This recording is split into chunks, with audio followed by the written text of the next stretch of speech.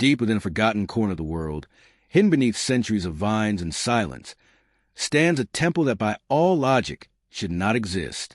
It is not marked on any official map, nor celebrated in the proud chronicles of kings. Yet, for those who have stood before its gates, the air carries a weight that presses against the soul.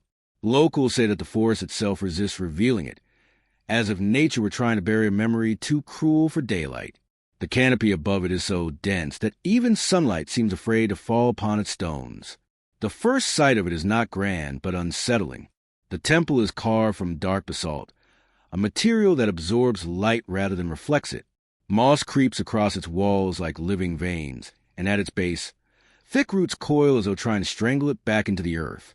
The jungle hums faintly, birds, insects, wind, but within a few steps of the entrance, that sound dies. It's not silence born of emptiness, but of warning. Those who have seen the temple describe an architecture that defies logic. The structure seems older than the civilization believed to have built it. Its stones are too large, too precisely cut, their alignment suggesting tools that should not have existed thousands of years ago. Archaeologists debate whether it belonged to an early offshoot of a known culture, perhaps one influenced by trade or migration. But local folklore dismisses such ideas entirely. They say it was built not by men, but by beings who bled differently, who fed the land before it fed them. There's a single path that leads to it, a trail no wider than a man's shoulders. Each curve along that trail is said to have claimed lives. Hunters vanish. Explorers return fevered, whispering about red water seeping from tree roots and shadows that follow without sound. A few who survived insist they heard a voice from beneath the ground, soft, rhythmic, and endless, like a heart that never stopped beating. When the first colonial records mentioned the temple in the late 1800s, they called it a monument of worship. But their journals tell another story. One missionary wrote that the walls bore stains that no rain could wash away, and that a metallic scent hung in the air even after decades of abandonment. He tried to cleanse it with prayers, but his entries end abruptly after a line that simply reads, "The stones remember." To the scientific mind, these are exaggerations, echoes of fear from untrained eyes. Yet even the most skeptical archaeologists agree on one strange fact. The temple's foundation lies directly above an ancient fault line, a geological scar that causes small, rhythmic tremors beneath the surface. To the faithful, it is the heartbeat of the gods. To the rational, it is coincidence. But standing there, feeling the ground pulse faintly beneath your feet, it becomes harder to tell where science ends and legend begins. No known civilization has claimed ownership of this structure. Its symbols bear resemblance to multiple cultures, but belong to none entirely, as though it were a collage of forgotten languages. The carvings show figures offering bowls of liquid to towering deities whose faces are always left blank. Some depictions show rivers flowing upward. Others show human figures dissolving into streams of blood that rise toward the heavens. Scholars interpret these as metaphors of spiritual ascent, but the local stories are far more visceral. They say the temple fed itself. Even now, villagers who live within 20 miles refuse to approach it after dark. They speak of faint drums carried by the wind, and of crimson glows that appear near the altar before storms. A few insist that when lightning strikes nearby, it never touches the trees. It touches the temple. One old man, when asked if he believed in the curse, laughed softly and said, "No one believes. We remember." From the outside, the temple stands as a relic of devotion. From within, it whispers of something else, a hunger buried beneath centuries of earth and denial. Historians may call it a site of ritual, an echo of primitive faith. But the people who live in its shadow will tell you a different truth. It was never a place built to honor the gods. It was built to feed them. And as the mist curls over its blackened steps, one cannot help but feel that it still waits, not for discovery, but for awakening. The jungle begins long before it appears. You feel it before you see it, a wall of damp air, the smell of rotting leaves, the distant pulse of unseen wings.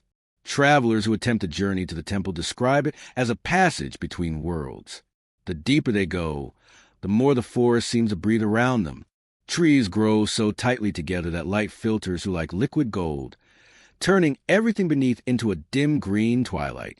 Each sound, each snapping twig or rustling branch feels amplified, like the forest itself is listening. The locals call this region the Canopy of Whispers. No one is entirely sure where the name came from, though some say that on windless nights, voices drift through the trees, soft, mournful, neither human nor animal.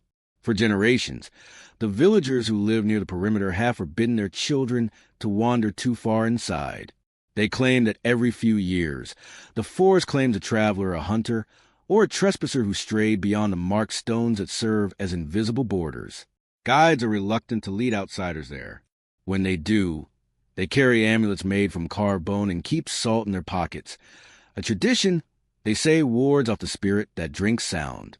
The foreigners laugh at these superstitions until they realize that halfway through the journey, even the insects go silent. The jungle silence isn't peace. It's pressure, dense and humming, as though thousands of unseen eyes are fixed on you.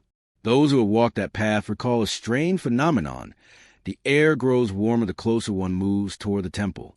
At first, it feels like the natural humidity of a tropical forest, but after a few hours, it becomes oppressive. The leaves glisten not with dew, but with condensation that smells faintly of iron. When the sun begins to set, the mist thickens into a red-tinged haze that stains the clothing of anyone who passes through. Scientists claim it's caused by high mineral content in the soil mixing with moisture, but the locals insist it's the forest warning travelers to turn back. Old stories tell of an ancient pact between the jungle and the dead, a covenant that the forest would conceal the temple until humanity was ready to remember what it did there. The trees, they say, are guardians, their roots tangled with bones. Every vine that clings to the temple's stones feeds on the past. To step beneath that canopy is to walk across the threshold of two realms, the living and the remembered. In 1927, a small research team led by an English explorer named Harold Dunham attempted to locate the site using the fragmented notes of an earlier expedition. His diary, later recovered from a flooded ravine, paints a disturbing picture. The entries begin with confidence, measurement of elevation, soil samples, sketches of native flora. But midway through, the handwriting shifts, words repeat, sentences trail off. He describes hearing whispers that seem to echo from inside the skull, and one night, he claims the trees themselves rearranged, turning familiar paths into walls of green. On the fifth day, his local guide disappeared. The man's machete was found still embedded in a tree trunk, its blade smeared with something darker than sap. Dunham continued alone for 2 more days before abandoning the mission. His last coherent entry reads, "The forest does not want us here. It remembers the taste." He never returned to England. His body was discovered months later, face down near a riverbank miles away from where he'd been searching. His fingernails were filled with mud, as if he had tried to crawl away from something. Modern researchers attribute his accounts to heat stroke and hallucination, conditions common in tropical environments. But even in recent decades, satellite imaging has struggled to map the area accurately. Every aerial survey produces distortions, blurred outlines, vanishing contours, as though the jungle erases itself from sight. A few scientists blame magnetic anomalies. Others admit that the region behaves unnaturally, yet the locals know the reason. They whisper that the forest is alive, not metaphorically, but spiritually. The elders tell a legend of the bloodroot tree, said to grow near the temple's gates. Its trunk weeps red sap, and its roots drink deeper than any other tree in the jungle. It is believed to feed on what lies beneath, the remains of those sacrificed in the temple's rituals. Over centuries, the forest absorbed their essence, their pain, their prayers. Now, it protects the place that made it bleed. Even the animals obey the boundary. Birds that cross into the inner zone vanish from migration records. Herds split when approaching the threshold, the stronger beasts circling back, while the weaker wander forward and never return. At dusk, the forest glows faintly in patches where phosphorescent fungi bloom over buried bones. From a distance, these glows resemble scattered lanterns, souls marking perimeter of forgotten crime. Some explorers describe moments where reality itself seemed to ripple. Compasses spin aimlessly, time slows, and footsteps echo a half-second late, as though the air were recording each movement. One anthropologist, after spending a night near the temple's entrance, reported vivid dreams of chanting in an unknown tongue. When he awoke, his hands were covered in dirt and small cuts lined his palms as though he had been clawing at the ground. He resigned from the field a month later, refusing to discuss what he saw. For those who live in nearby villages, the temple is not a ruin. It is a living entity. They treat the forest as its body and the wind as its breath. During monsoon season, when red clay floods the rivers, they avoid the water entirely, believing it to be the temple's blood rising again. Their fear is not theatrical, it's ancestral. Generations of survival have taught them that some places are not meant to be reclaimed. From the outside, it's easy to dismiss these tales as folklore woven by isolation and fear. But even the most skeptical scientists can't deny that something in this forest resists intrusion. Cameras malfunction. GPS devices lose signal. Batteries drain within hours. And when the night comes thick, wet, and absolute, it's said that if you listen closely, you can still hear the faintest murmur beneath the wind. Not speech exactly, but rhythm, a pulse. It is the same pulse that travelers have heard for centuries. The soft, steady beat that seems to come from beneath the soil itself. Whether it's the shifting of tectonic plates or the echo of something older, no one knows. But those who have felt it all describe the same thing, a sensation that the ground beneath them is not solid, but alive, breathing slowly, remembering everything that was spilled upon it. For the outsiders who dared enter, the jungle is a challenge of endurance. For the people who live nearby, it is a warning written in green and shadow. Beneath its canopy, the whispers continue, of explorers who vanished, of offerings never returned, of a temple that waits for the sound of footsteps to stir its hunger again. And so, long before the temple is seen, it is heard, not in words, but in the deep, rhythmic silence that says, "You were not invited." The story of how the temple was rediscovered begins not with an excavation, but with a mistake, a torn page in a forgotten journal, written by a man who died before his discovery could be verified. In 1872, an obscure explorer named Captain Elias Granger vanished during an expedition across Southeast Asia. His last known route took him through the borderlands, where the jungle of whispers thickens into near impenetrable wilderness. For decades, his disappearance remained a mystery, until a fragment of his journal was uncovered in the attic of a London estate sale nearly a century later. The page was brittle, its ink faded, but one phrase stood out: "The map bleeds." Beneath it, a rough sketch of river bends and mountains form an outline eerily similar to the region where the temple is said to stand. At first, historians dismissed it as the delusion of a fevered mind. But one archivist, Dr. Naomi Vance, noticed something strange. The symbols drawn around the sketch were not random marks. They matched ancient glyphs from a pre-classical civilization never known to have reached this area. If the journal were authentic, it could rewrite centuries of archaeological chronology. Dr. Vance's obsession began quietly. She spent years tracing Granger's movements through shipping records, letters, and museum artifacts scattered across Europe. What she found formed a pattern that made no sense. Shipments of blood-red mineral samples labeled only as sacred stone, recovered from locations Granger had visited. Their chemical composition was unknown. Iron-rich, yes, but with traces of organic material that defied classification. The shipments were quietly sealed in museum archives and never studied again. The deeper Vance dug, the darker the trail became. Many of Granger's correspondents died under unusual circumstances: shipwrecks, fever, suicide. One letter, recovered from a burned trunk, contained a single surviving line: "Elias was right. The ground moves beneath the altar." When she brought her findings to the British Museum, she was told to abandon the research. But she didn't. Instead, she searched for what Granger had called the forbidden map.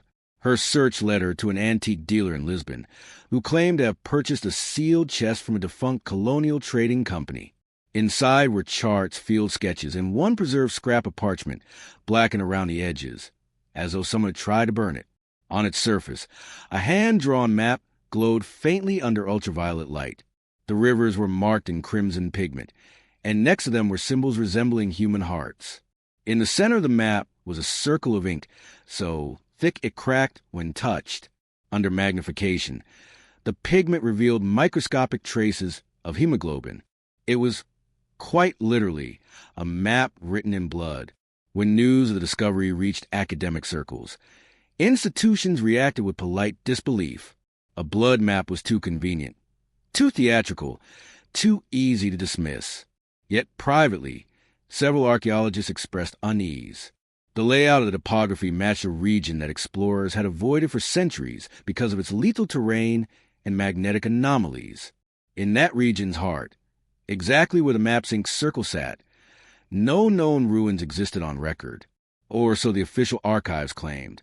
Months later, an anonymous source sent Dr. Vance a photograph taken by a military reconnaissance drone surveying that same area. It showed a faint geometric outline beneath the canopy, an unnatural shape, square and symmetrical, measuring nearly the same dimensions as Granger's temple site. The image was never published, but the coordinates were unmistakable. Someone, somewhere, had already found the temple, and someone had decided the world wasn't ready to know. Determined, Vance organized a small expedition funded privately by a historical foundation. Her team included a linguist, an engineer, and 2 local guides. They departed at dawn in the final months of the dry season, following the same path marked on Forbidden Map. For weeks, they moved through swamp and thicket, tracing landmarks that matched Granger's notes. Along the way, they encountered relics, stone fragments carved with symbols too weathered to translate. One piece, no larger than a hand, bore an engraving of a figure kneeling before a pyramid of skulls. By the 4th week, the jungle's resistance grew violent. The guides began to complain of nausea and headaches. Their compasses spun erratically and radio signals failed. One night, they found that all their tents had been marked with streaks of red mud, 3 parallel lines that none of them could explain. The next morning, one of the guides refused to continue. He left before sunrise, taking nothing with him. The remaining team pressed on until one evening, the forest abruptly thinned. Before them lay a clearing, unnaturally circular, its soil dark and compacted. In the center rose a mound of stone nearly swallowed by roots and moss, the first visible sign of the temple. It wasn't majestic or towering, as myth suggested. It looked more like a wound reopened. The stones glistened wetly even though no rain had fallen for days. They documented the site meticulously, sending encrypted coordinates to colleagues abroad. But within days, strange events began. The engineer fell ill, claiming he could hear low murmurs beneath the ground at night. The linguist began to dream in a language she couldn't speak. Dr. Vance herself recorded in her field journal that the air tasted metallic, and that the sound of her own heartbeat seemed amplified when she stood near the altar stones. On the 7th night, a storm rolled in without warning. Lightning struck the clearing 3 times in succession, each bolt hitting the same exact point, the heart of the temple mound. When morning came, one of the cameras was missing, and the soil around the strike zone was scorched black. In its center lay a single object, a rusted pendant carved with the same 3-line symbol found on the tents days earlier. The team fled the site 2 days later, shaken and exhausted. Only fragments of their notes survived. When they returned, the sponsoring foundation dissolved within months. Officially, their findings were deemed inconclusive due to environmental interference. But the raw footage, smuggled and later leaked, shows a brief, haunting moment. The ground beneath the temple shifting slightly, like a slow breath. No mainstream archaeologist speaks of this expedition now.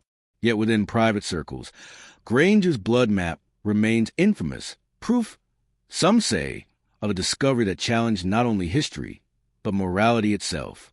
Because if the map was truly written in blood, then someone had to bleed for it. And if the temple's location was sealed in that same crimson ink, then perhaps it was never meant to be found at all. For every recorded attempt to locate it since, tragedy has followed. Equipment failures, vanishing researchers, unexplained illnesses. Official reports call it coincidence. But those who read the surviving pages of Granger's journal insist it's something else entirely. The temple does not allow itself to be discovered. It chooses when it wishes to be remembered. And when it does, it writes its invitation in blood. Long before explorers ever set foot in that cursed forest, before the maps were drawn and the blood was spilled, There existed a civilization now erased from the surface of the earth. Its name has not survived, but its legacy stains history with an unmistakable hue. The people who built the temple were not savages, as early colonial scholars like to believe. They were mathematicians, astronomers, and poets. Yet their brilliance was married to a terrifying obsession, the sanctity of blood. To them, life's crimson current was more than a symbol. It was the language of the gods. Their cities once stood on terraces carved into mountainsides, where temples gleamed with gold that caught the dawn like fire. They recorded their rituals in pictographs, figures kneeling, knives raised, bowls overflowing. Early archaeologists insisted these were allegories of devotion, metaphors for spiritual surrender. But later findings contradicted that comforting narrative.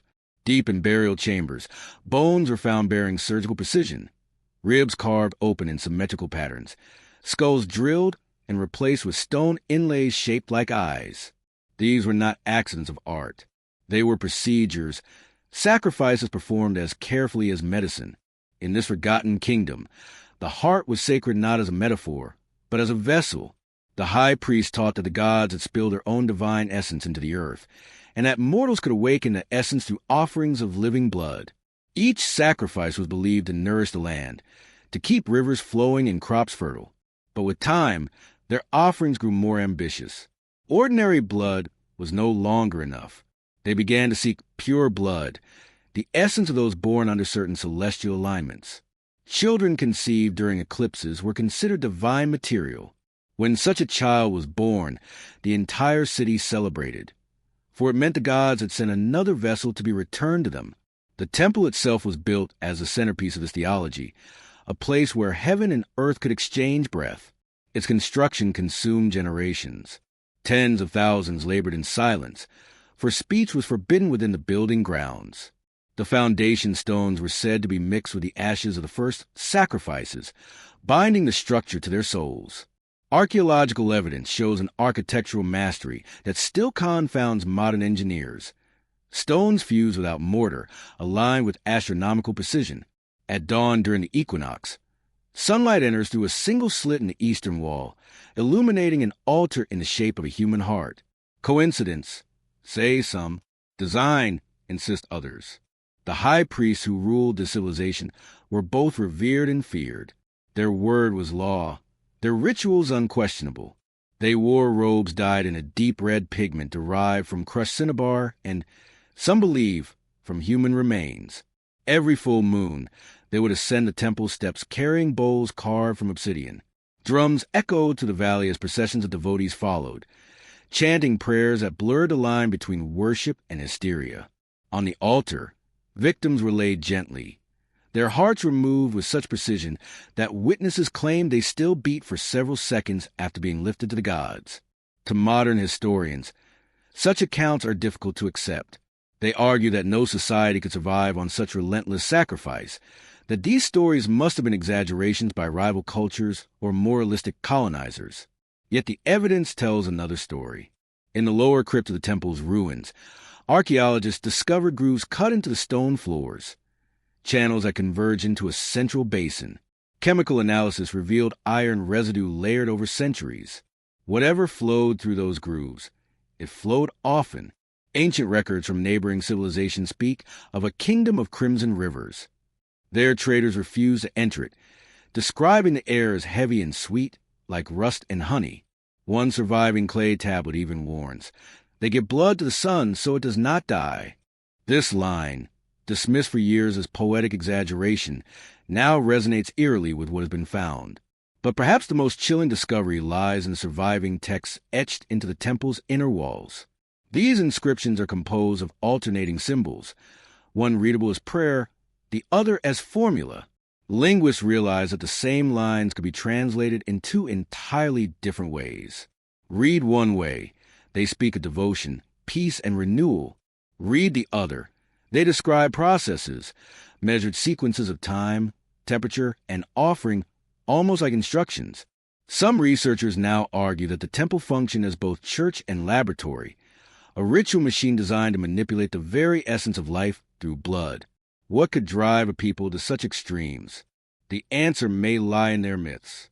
One surviving legend speaks of the Black Sun, a celestial event when day turned to night, and the gods demanded life in exchange for light's return. It is possible that a catastrophic eclipse or volcanic event devastated the region, leaving the people desperate for divine favor. In their terror, they turned faith into science, sacrifice into system. And once that system began to work, once the rains returned, once the crops grew, they mistook coincidence for covenant. Over generations, the ritual became law, and the law became identity. The people no longer asked whether the gods demanded blood. They assumed the gods were blood. The distinction between reverence and violence dissolved entirely. To be chosen as a sacrifice was the highest honor. Some families offered their children willingly, believing it secured their place among the divine. To refuse was treason against creation itself. Yet there are whispers, even in the fragments of their mythology, of dissent.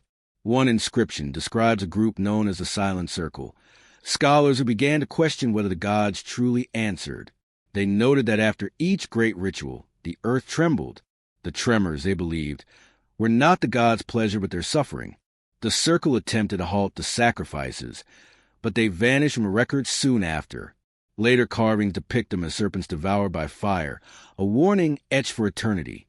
What remains of the civilization today are ruins scattered across mountains and riverbeds, all sharing one trait: red-stained stone that refuses to weather away. Their language is fragmented, their gods forgotten, their name erased by those who came after. But their influence lingers, invisible yet tangible, in the midst of countless cultures that followed. The idea that creation demands destruction, that divinity is bought with suffering. To history, they are another lost civilization. To myth, they are the first people to make a pact with death. And to the temple that still stands deep in the jungle, they are its origin, its architects, its priests, its prisoners. For though their cities crumbled, one monument endures, pulsing faintly beneath its stone skin, whispering the creed that defined their age. Life is the price of eternity. They were not mere builders. They were visionaries, or perhaps conspirators. The men who conceived the Blood Temple were unlike any architects known to history. Where others built to honor gods, these men built to imitate them. Every line they carved into stone, every measurement, was part of code they believed would bridge the mortal and divine. Their purpose was not beauty, not legacy, but control. The temple was not just a place of worship. It was an instrument. Archaeologists who first studied its ruins assumed it was constructed using primitive methods. But deeper surveys revealed something far stranger. The temple's base wasn't aligned to magnetic north like most ancient monuments. It was aligned to the human heart. When a body lies on the altar, its pulse aligns perfectly with the temple's geometric axis, as if the architecture itself was designed to resonate with a beating heart. This discovery, once dismissed as coincidence, has now become one of the most controversial theories in anthropology. At first glance, the structure appears symmetrical, but measurements show that each side is subtly different, adjusted to guide water, or perhaps blood, toward a single sunken basin at its core. Hidden beneath that basin are channels that connect to hollow veins carved into the walls. The entire building forms a circulatory system of stone. To traditional historians, this is mere drainage, a practical way to prevent flooding. But to occult researchers, it is something more. They believe the temple was engineered to move blood through its body as though it were alive, turning every ritual into a mechanical heartbeat. Some even claim the temple could breathe. Ancient texts refer to it as a living house, built to mimic the anatomy of creation itself. Its columns were called ribs, its corridors veins, and its inner sanctum the crimson heart. When priests chanted within its chambers, the sound would reverberate through the stone channels, creating low vibrations that made the floor tremble. To the worshippers gathered outside, it would have felt as though the temple itself was waking, responding to the rhythm of sacrifice. The deeper one studies its design, the clearer the intention becomes. The architects were obsessed with precision. Every measurement corresponds not only to the cycles of the sun and moon, but also to ratios found in human anatomy: the length of the forearm, the curve of the spine, the distance between the eyes. They sought to merge man and monument, to turn flesh into foundation. One theory suggests they believed that when divine energy descended, it would need a body to inhabit, and they built one from stone. Centuries later, these blueprints would baffle engineers. When laser scans mapped the surviving chambers, patterns emerged that mirrored modern cardiovascular diagrams. Even the chamber ceilings were curved to echo the inner walls of arteries. The conclusion was impossible to ignore. The builders of the Blood Temple understood both geometry and biology far beyond their era. How? No one knows. Some scholars point to intuition and ritual experience. Others whisper forbidden knowledge. Teachings said to have come from visitors beneath the earth, described in ancient carvings as pale beings with eyes like polished stone. A set of preserved tablets found near the ruins shed further light on the architect's intentions. They tell the story of a council of 13 blood artisans chosen by the high priest to design the temple. Each was said to have sacrificed a family member before construction began, offering their blood to bind the design with living memory. The text suggests that the temple was not only built to contain sacrifice, but to remember it. Its walls, porous and mineral-rich, absorbed fluids easily. Over generations, they darkened to the color of dried blood. Geologists later confirmed that iron and organic material are embedded deep within the stone matrix, enough to suggest that the walls may literally contain the remains of thousands. Among the most disturbing features uncovered in modern excavation is the resonance chamber, a circular hall deep within the temple's foundation. Its walls are smooth, concave, and perfectly reflective to sound. When a human voice is projected at the center, the echoes merge into a single sustained tone, a low hum that continues long after the speaker stops. To some researchers, this is evidence of advanced acoustic engineering. To others, it is evidence of intent. The architect designed the chamber to amplify not voices, but prayers or screams. Even the temple's exterior holds clues to its dual purpose. Carved along its outer walls are repeating motifs of eyes, hearts, and serpents swallowing their tails. Traditional interpretation reads these as symbols of eternity and divine vision, but when aligned with the temple's architectural blueprint, the carvings form a spiral, a diagram of energy flow. One line from the surviving inscriptions reads, "When the heart opens, the serpent awakens." Was this poetry or instruction? Later explorers reported inexplicable magnetic fluctuations near these carvings. Compasses twisted violently, and metal tools vibrated faintly when placed against the walls. Scientists blame magnetite deposits in the rock, but esoteric historians suggest that something more deliberate was at work. Perhaps the temple's creators discovered how to harness natural energy from the earth itself, using blood as a conduit. In one particularly controversial hypothesis, physicist archaeologist Dr. Raymond Holt proposed that the temple functioned as a biological capacitor, absorbing electromagnetic energy through ritual acts. His paper was swiftly denounced by peers as a cult fantasy, yet even his critics admitted that the site emits measurable electromagnetic fields far stronger than any natural source nearby. Instruments still react to the stones as though they hold a residual charge. And what of the architects themselves? Legends say they were revered as half-divine during their lifetimes, but cursed after death. The last of them, known only as the Vanekeeper, supposedly sealed himself within the temple once construction ended. He was said to have buried his own heart beneath the altar to ensure that the structure would never die.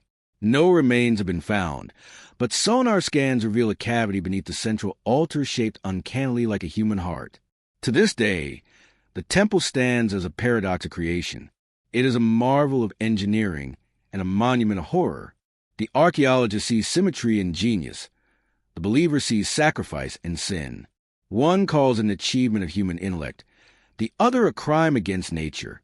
And yet, in the cool silence of its surviving halls, it's easy to sense that both are true, that this monument of devotion was also an engine of fear.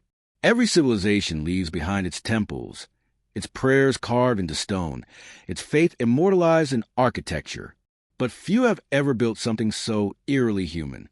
The Blood Temple does not simply commemorate its gods. It embodies them. Its corridors are veins, its altar a mouth, its echo a heartbeat. It was designed to live. And perhaps, somewhere in its hollow heart, it still does. When the first explorers stumbled upon the Blood Temple in the early 1800s, they were not scholars or priests. They were treasure hunters. Driven by whispers of gold and sacred relics, they pushed through miles of choking jungle, guided by a map drawn on tattered animal skin. The expedition was led by Captain Elias Marin, a former British officer turned private adventurer, known for his uncanny ability to find what others couldn't, and for his tendency to lose every man who followed him. His journals, recovered decades later, described the journey not as discovery, but as descent. "We found it," he wrote, "but it felt more like it had found us." The trek began in dense humidity and ended in silence. Marin's men reported that the closer they came to the coordinates, the less wildlife they encountered. No birds, no insects, not even the sound of water. The air felt heavy. One note reads, like walking to the breath of something asleep. When they finally reached the temple, it was half swallowed by the jungle, its stones veiled in moss, its entrance obscured by roots thick as rope.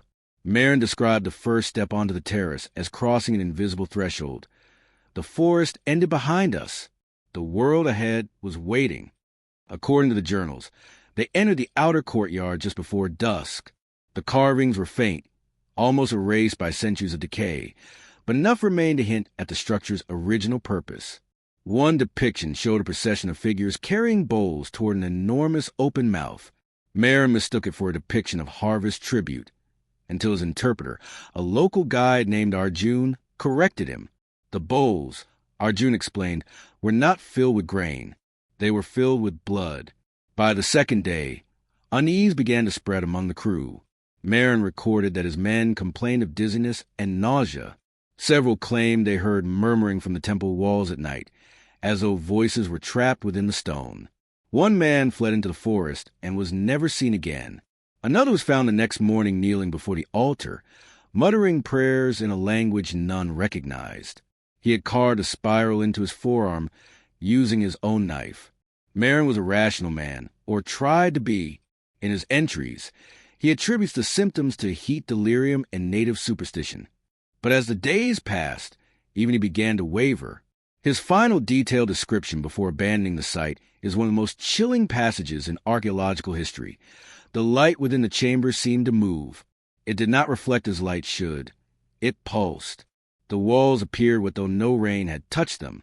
When I placed my hand upon the stone, I felt it throb, slowly, steadily, like the breath of an animal.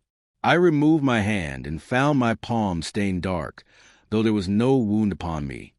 When Marin and the few survivors returned to the nearest colonial outpost, they were unrecognizable, thin, pale, and silent.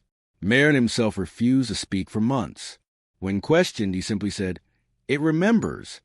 His remaining journals were confiscated by colonial authorities and stored in archives in Calcutta, where they remained forgotten for nearly a century. By the time historians rediscovered them, half the pages were missing, and several passages had been blackened by fire. But Marin was not the only one to document the temple's rediscovery. Unbeknownst to him, a missionary named Father Lucien Duval had also journeyed into the region around the same time, following rumors of a devil's church among the natives. His writings, found in the Vatican archives, describe his arrival 3 months after Marin's departure. "The jungle was wounded," he wrote. "Trees felled by human hands, bones scattered near the clearing, and the air still heavy as if grieving." Duval found remnants of the expedition, rusted tools, torn canvas, and symbols painted in dried blood on the outer walls. The locals refused to approach, saying that to touch those stones was to wake the hunger. The missionary entered alone. His last recorded words before his disappearance are preserved in a letter addressed to the Bishop of Lyon. "I came seeking the house of idols. I found instead the heart of mankind, blackened, still beating." His body was never recovered. Only his crucifix was found, bent at the center as though gripped by tremendous force. Decades later, in 1921, a team of archaeologists funded by the British Museum returned to the site under the leadership of Dr. Henry Caldwell. Their goal was to verify the structure's age and origin. Caldwell dismissed local warnings as superstition and declared his intention to strip myth from stone. His expedition was methodical, scientific, and cursed from the beginning. By the 3rd week of excavation, workers began to collapse from exhaustion despite mild temperatures. Their compasses failed, Their clocks lost time, and several crates of artifacts vanished overnight. Caldwell's assistant, a man named Avery, noted in his field diary, "Every instrument fails here. The air feels charged, as though the earth itself disapproves." Then came the discovery that changed everything. Beneath the altar, the team uncovered a sealed chamber filled with clay jars. Inside each jar was a dark, thick residue that modern tests would later confirm contained traces of human hemoglobin. Caldwell insisted on opening the final jar himself. The account ends abruptly in Avery's notes, but one final line remains. The jar was empty until he touched it. Caldwell was found unconscious hours later. When he awoke, he could not speak. He spent the rest of his life in an asylum, drawing spirals on the walls of his cell until his death. The British Museum quietly ended its funding, and official reports refer to the temple as structurally unstable and unfit for study. Unofficially, the site was abandoned, sealed off by vegetation and fear alike. What makes these records so haunting is how they overlap. 3 men, across 3 decades, all reported the same impossible sensations: a pulsing beneath the stone, a hum in the air, and walls that seemed to drink the light. 3 men who entered with faith in science, in God, or in discovery, and left with madness. To modern researchers, these tales form a psychological pattern, the effect of isolation, stress, and suggestion. But for those who have stood before the temple's gates, logic fails to explain the dread that lingers in the soil. Instruments can measure magnetism, vibration, decay, but not the feeling that something beneath the surface is still alive. And so, the story of the temple's rediscovery became not one of triumph, but of retreat. It stands today exactly as Marin found it, half swallowed by earth, cloaked in silence. The jungle reclaims its secrets, the soil hides its dead, and the stones continue to breathe in rhythm with the unseen. Every age has its explorers, men who cross oceans and deserts to map the unknown. But this was different. The explorers who found the Blood Temple did not uncover the past. They disturbed it. For decades, the Blood Temple faded from history once more, smothered by vines and silence. But in the late 20th century, when satellites began to peer into the darkest corners of the earth, its shadow returned. Archaeologists, armed with new technology and old ambitions, once again turned their gaze toward the forbidden site. They came not for treasure or salvation, but for proof that the temple existed, and that the legends surrounding it were more than jungle folklore. Yet what they found was not confirmation of faith or science, but something that seemed to erode both. The renewed interest began with a single image. In 1972, a low-resolution satellite scan captured an unnatural geometric shape, deep, within an uncharted region of the rainforest.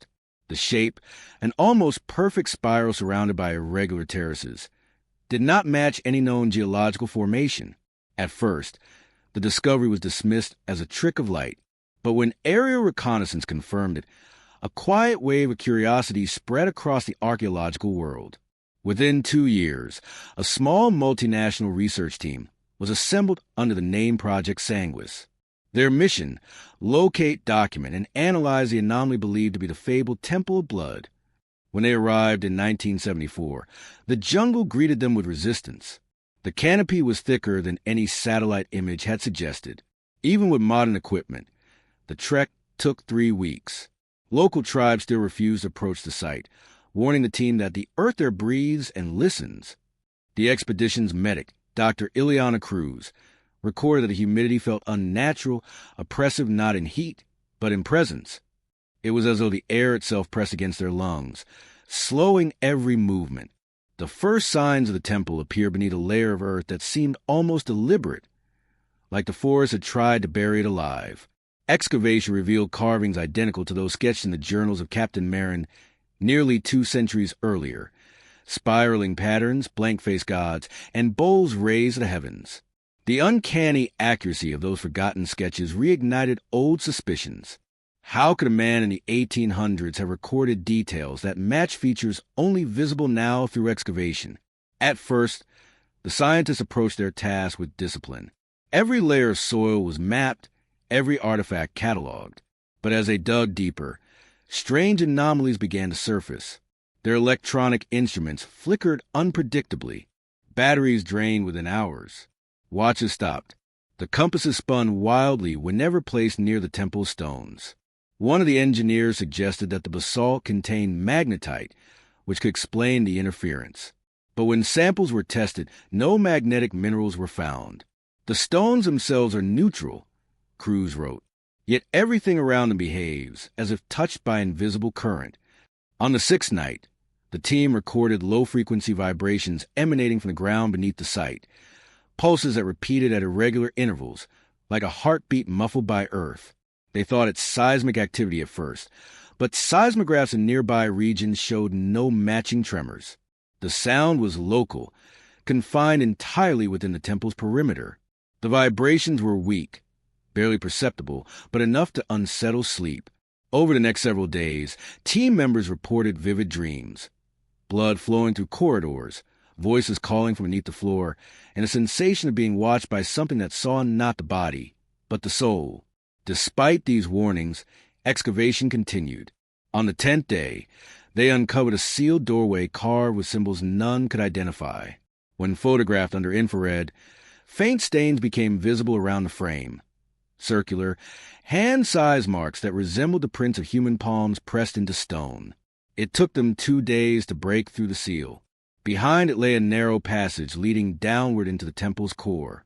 The air that escaped was dry, metallic, and unmistakably warm, as though it had been trapped breathing for centuries. At the base of the passage stood a hall perfectly preserved, untouched by time. Its walls glistened faintly, as if coated in oil. The team found shallow depressions along the floor, space like footprints frozen in motion. But there were no human remains, no tools, no signs of habitation. Only a single structure dominated the chamber, a raised altar carved from red stone that seemed to pulse in the flicker of their lanterns. Beneath the altar ran narrow grooves, connecting the channels that vanished into the walls. When water was poured experimentally into one of these grooves, it did not flow downward. It moved upward. That single event divided the team. Half believed in an illusion caused by air pressure. The others, something far more profound. There is intelligence in this architecture, noted physicist Dr. Koji Tanaka. It responds to presence. It reacts as if aware. Theories emerged rapidly. Capillary action, static discharge, electromagnetic anomalies. None held against repeated observation. The grooves continued to defy gravity, and the liquid within them shimmered faintly when observed under ultraviolet light. The deeper the team ventured, the more the line between observation and experience blurred. Sound recorders captured faint whispers in an unknown language. Thermal scanners displayed heat signatures where none should exist, pulsing spots along the walls that formed the outline of veins. It is as if the temple remembers movement, Cruz wrote in her final log, like memory imprinted into matter. Then, one by one, the researchers began to disappear. First Tanaka, last seen entering the resonance chamber with a camera. Then 2 assistants, who went searching for him and never returned. The remaining members packed their equipment in silence, unwilling to continue. They left behind their tools, their samples, even their data. Only Cruz stayed long enough to record the final entry before abandoning the site. Her words were brief, typed hurriedly onto yellowing paper later recovered from her tent. It is not dead. It never was. The temple is listening, and it knows our names. The Project Sangua's mission was quietly erased from official records. The government labeled the operation as inconclusive due to environmental hazards. But the data that leaked decades later told another story. One of measurable anomalies in magnetic fields, abnormal radio interference, and unexplained subsonic frequencies that matched human heart rhythms. By the late 1990s, the temple had become legend once again. Only fragments of the expedition's footage survived, showing frames of trembling light, echoing corridors, and shadows that seemed to move against direction. Scholars debate whether it was an elaborate hoax, an optical illusion, or a psychological breakdown under pressure. But even skeptics admit that the evidence defies easy dismissal. Modern researchers who revisit the data describe a single, unnerving conclusion. The temple behaves less like a building and more like an organism, responsive, reactive, almost sentient. It does not simply endure time. It adapts to it, and those centuries separate the explorers who found it. Their words converge on a single truth. The temple breathes. It listens, and when disturbed, it remembers. The temple's rediscovery in the modern era brought not only scientists and explorers, but something far more dangerous. Curiosity wrapped in ambition. With the rise of television documentaries and sensational archaeology in the 2000s, whispers of the Bleeding Temple began circulating through late-night radio shows, conspiracy forums, and occult circles. Every few years, a new expedition would claim to have located it again, armed with better equipment and braver hearts. But none of them returned unchanged. Each one added new layers to the story, some grounded in data, others drowned in fear. In 2003, a small independent crew from a European documentary network, the Lost Origins Project, set out to film what they believed would be the greatest archaeological rediscovery of the century. Led by historian and presenter Dr. Evelyn Rhodes, the team intended to combine academic rigor with cinematic spectacle. Their goal was simple: to prove that the so-called Blood Temple was nothing more than a misunderstood cultural site, its legends inflated by colonial hysteria. What they found instead would become one of the most disturbing pieces of lost media in modern history. The expedition was modest: 5 members, 1 guide, 3 cameras, and enough supplies for 2 weeks. The footage that survived was later recovered from a damaged hard drive found near their abandoned campsite.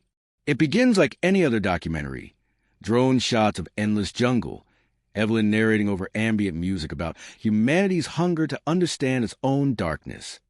The first half of the recording is uneventful: interviews, landscape shots, a few jokes between crewmates. But as they approach the temple, the tone shifts.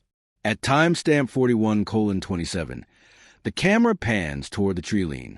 There's movement, something large, quick, and silent.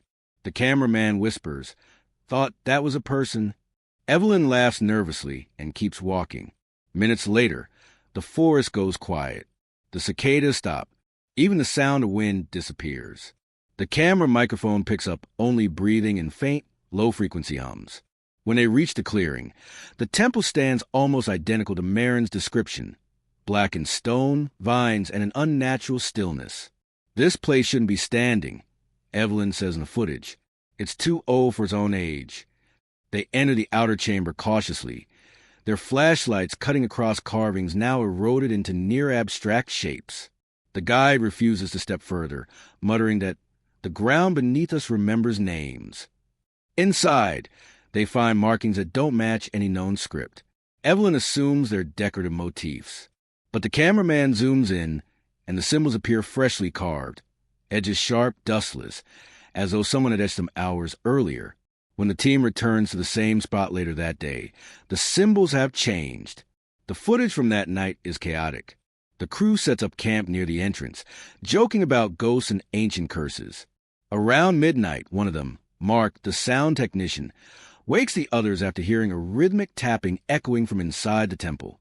"It's like a heartbeat," he says, holding a recorder. The sound is faint at first, then grows louder.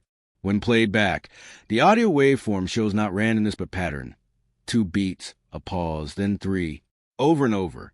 Evelyn interprets it as natural resonance caused by airflow, but the sound continues even after all entrances are sealed with tarps. The next day, they descend into the main chamber. The footage grows distorted, colors draining, focus slipping, static blooming at random intervals. The cameraman complains of headaches. At 1 hour, 12 minutes, and 49 seconds, Evelyn kneels beside the altar and notes that its texture feels alive, like skin stretched over stone. Her hand lingers on it for a moment too long. Later, she describes feeling a faint pulse beneath her palm.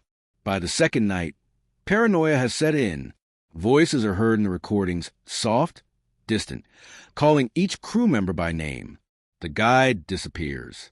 The remaining footage becomes frantic. Flashlights jerking, whispered arguments, and Evelyn repeating, "Don't answer it. Whatever you hear, don't answer." The last clear segment shows her standing before the altar, staring upward as the heartbeat-like sound grows deafening. She's crying, though her expression is calm, almost reverent. The camera falls sideways. capturing only her feet as she says, "It's not asking for belief, it's asking for memory." The screen cuts to black. Days later, a rescue team found a camp deserted. Cameras were scattered, tents shredded but not looted. Every recording device had been wiped clean, except the one that contained the final, corrupted footage. Evelyn's journal was found open beside the altar, the ink warped by moisture and heat. Only one line was legible. "We came to study stone, but the stone studied us." The world never saw the documentary. The network shelved it indefinitely, citing ethical and safety concerns. But fragments leaked online years later, spreading across dark web forums under the name The Temple That Watches. Viewers reported strange experiences while watching it: headaches, heart palpitations, and the faint sensation of being observed. Some claimed that the heartbeat could still be heard in the audio. Faint but real. In 2011, a group of digital archivists attempted to restore the lost footage using modern enhancement software. What they discovered reignited the myth. Frame-by-frame analysis revealed that in several shots, faint silhouettes appear behind the crew, figures half seen in the darkness, their features blurred but human in shape. One stood directly behind Evelyn in the final scene, taller than any of the team members, motionless even as the camera moved. The project was abandoned after two researchers reportedly suffered severe psychological distress during the restoration process. Their official diagnosis: temporal hallucination triggered by exposure to subsonic frequencies. Unofficially, they both claimed to have heard whispers while editing, voices that said their names, exactly as the footage did decades earlier. Since then, the Blood Temple has existed in two realities, one academic, one forbidden. To historians, it is an unsolved mystery, an anomaly waiting for explanation. To the rest of the world, it is a haunted memory, a place where knowledge and sacrifice blur. Evelyn Rhodes's name is now spoken in the same breath as Marin and Caldwell, each a chapter in the same unending story of obsession, faith, and a hunger for understanding what should remain untouched. Because the truth is not that the temple was rediscovered. It is that it never allowed itself to be forgotten. It waits patiently, buried in earth and myth alike, until another curious soul hears its heartbeat through the noise of reason. And when they do, the silence of the jungle will fall once more, as if the world itself holds its breath, listening to history repeat, pulse by pulse, life by life. By the early 2020s, the legend of the Blood Temple had evolved into something between myth and forbidden history. The mainstream academic world treated it as a cautionary tale, a case study in how superstition could contaminate research. Yet beneath the surface, in the quiet corridors of universities and obscure online forums, the temple had become a point of convergence for those who believed that ancient architecture held not just symbolic, but biological purpose. Among them was Dr. Nathaniel Voss, a comparative historian whose obsession with the temple would resurrect its story once more and bring with it new and disturbing revelations. Dr. Voss was not a field explorer like Marin or Rhodes. He was a scholar of patterns, a man who studied the geometry of ancient sacred sites. His specialty lay in correlations between architecture and human physiology, a fringe field dismissed by most as esoteric archaeology. In 2017, while compiling data for his paper, The Body of Civilization, Voss noticed something impossible. The spatial ratios of the Blood Temple, based on declassified scans from the 1970s, matched the proportions of a human torso with uncanny precision. The altar aligned perfectly with the location of the heart, the secondary chambers with the lungs, the narrow eastern tunnel with the carotid pathway. It wasn't coincidence. It was anatomy rendered in stone. The realization consumed him. For years, he gathered every record he could find. The journals of Marin and Caldwell, the fragments of Cruz's logs from Project Sanguis, the leaked footage from Rhodes's documentary. He compared them meticulously, cross-referencing each description of vibration, pulse, and resonance. Slowly, a theory began to take shape, a theory so outlandish that even his closest colleagues called it delusion. Voss believed that the temple wasn't merely built to resemble a living body. It was one constructed to function as a bioenergetic conduit, using blood and sound to animate itself, to think, to remember. According to Voss's hypothesis, the temple's purpose was not worship, but storage of memory, emotion, or perhaps even consciousness. Every sacrifice made within its walls, he argued, was not symbolic. It was an upload. The priests, through ritual, transferred the essence of life into the stone. Over generations, these offerings would have accumulated into something beyond comprehension, a sentient archive of blood. To most of the academic community, his work bordered on madness. His university revoked his funding. His papers were rejected. Yet, small groups of independent researchers found his evidence difficult to ignore. They noted the measurable electromagnetic fields recorded around the site, the subsonic frequencies identical to human heart rhythms, the inexplicable bioresonance patterns in the wall's mineral composition. These were not the results of random construction. They were engineered phenomena. In 2019, against official recommendation, Voss and a team of 3 colleagues decided to conduct a private expedition to the temple. They obtained satellite coordinates from restricted archives and flew under the guise of ecological surveyors. Unlike previous explorers, they came prepared, not with shovels and cameras, but with instruments designed to measure bioelectrical response. If the temple was truly alive in any sense, they intended to prove it. Their journey was surprisingly smooth. The forest, though dense, seemed quieter than reports had suggested. Animals moved away from them, not out of fear, but avoidance, like they sensed something unnatural ahead. When they reached the clearing, the temple stood untouched, as if centuries had passed without decay. It was waiting, Voss later wrote in his personal notes. Not in ruins, but in rest. The team began by mapping the magnetic field using advanced sensors. To their astonishment, they found a faint yet consistent electromagnetic pulse emanating from the central altar, one that fluctuated at intervals of 72 beats per minute, human resting heart rate. The readings remained stable for hours, until they brought a metallic probe into contact with the altar. The moment metal touched stone, the pulse doubled, then stopped entirely. For nearly 30 seconds, all their equipment went dead. When it restarted, the reading showed a new signal, slower, deeper, rhythmic. The temple had responded. Voss's colleagues wanted to leave immediately. They believed the instruments had malfunctioned, the readings corrupted by interference. But Voss insisted on continuing. If this is consciousness, he said in the audio logs recovered later, then it knows we are here. That night, they camped at the site. Around midnight, the sensors began picking up vibrations from beneath the ground, identical to the data collected by Cruz's team nearly 50 years earlier. But this time, the pulse was synchronized to their own heartbeats.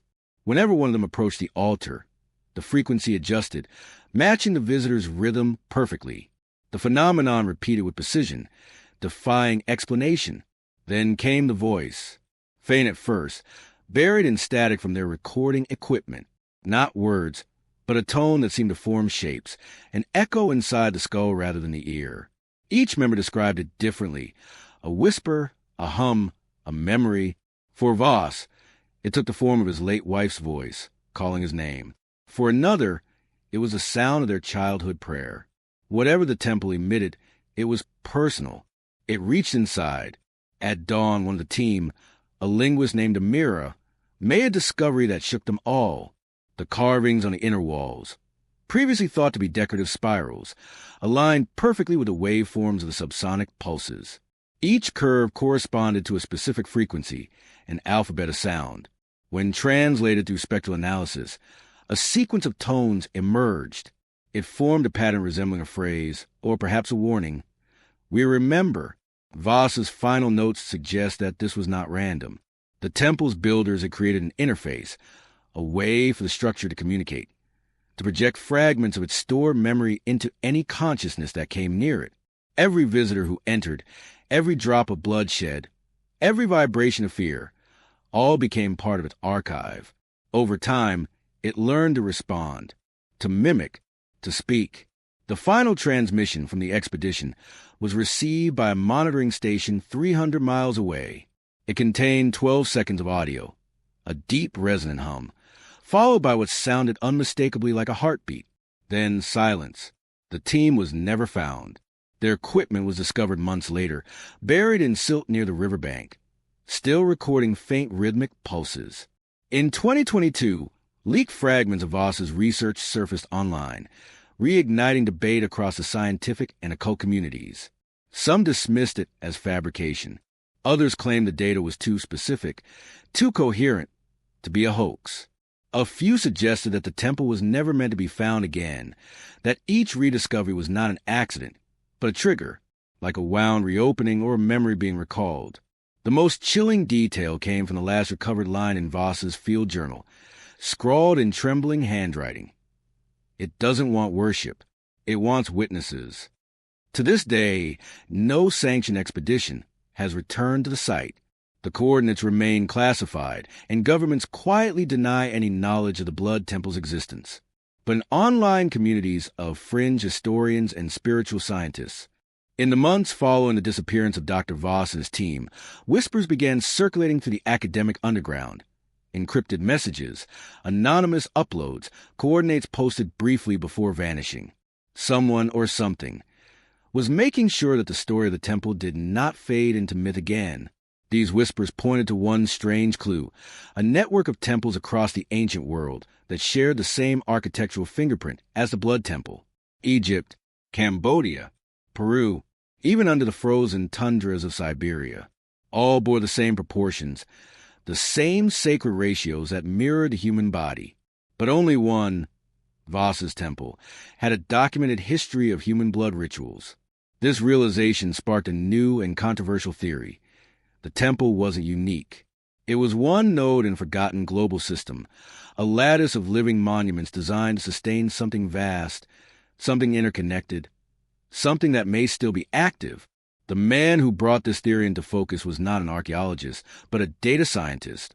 His name was Elias Corbin, an independent researcher with a background in AI pattern recognition. Corbin stumbled onto the mystery by accident while testing a neural algorithm designed to identify architectural symmetry across historical structures. When he ran his model through satellite imagery of known temples, one pattern kept reappearing. The same spiral geometry embedded at the heart of each site, hidden under layers of erosion or restoration. These spirals weren't aesthetic. They were precise, mathematical, and identical. When Corbin traced the coordinates of each spiral, they formed a near-perfect alignment along global ley lines, energy corridors that many cultures once described as the veins of the earth. Intrigued, Corbin published his findings anonymously under the pseudonym Archon 77.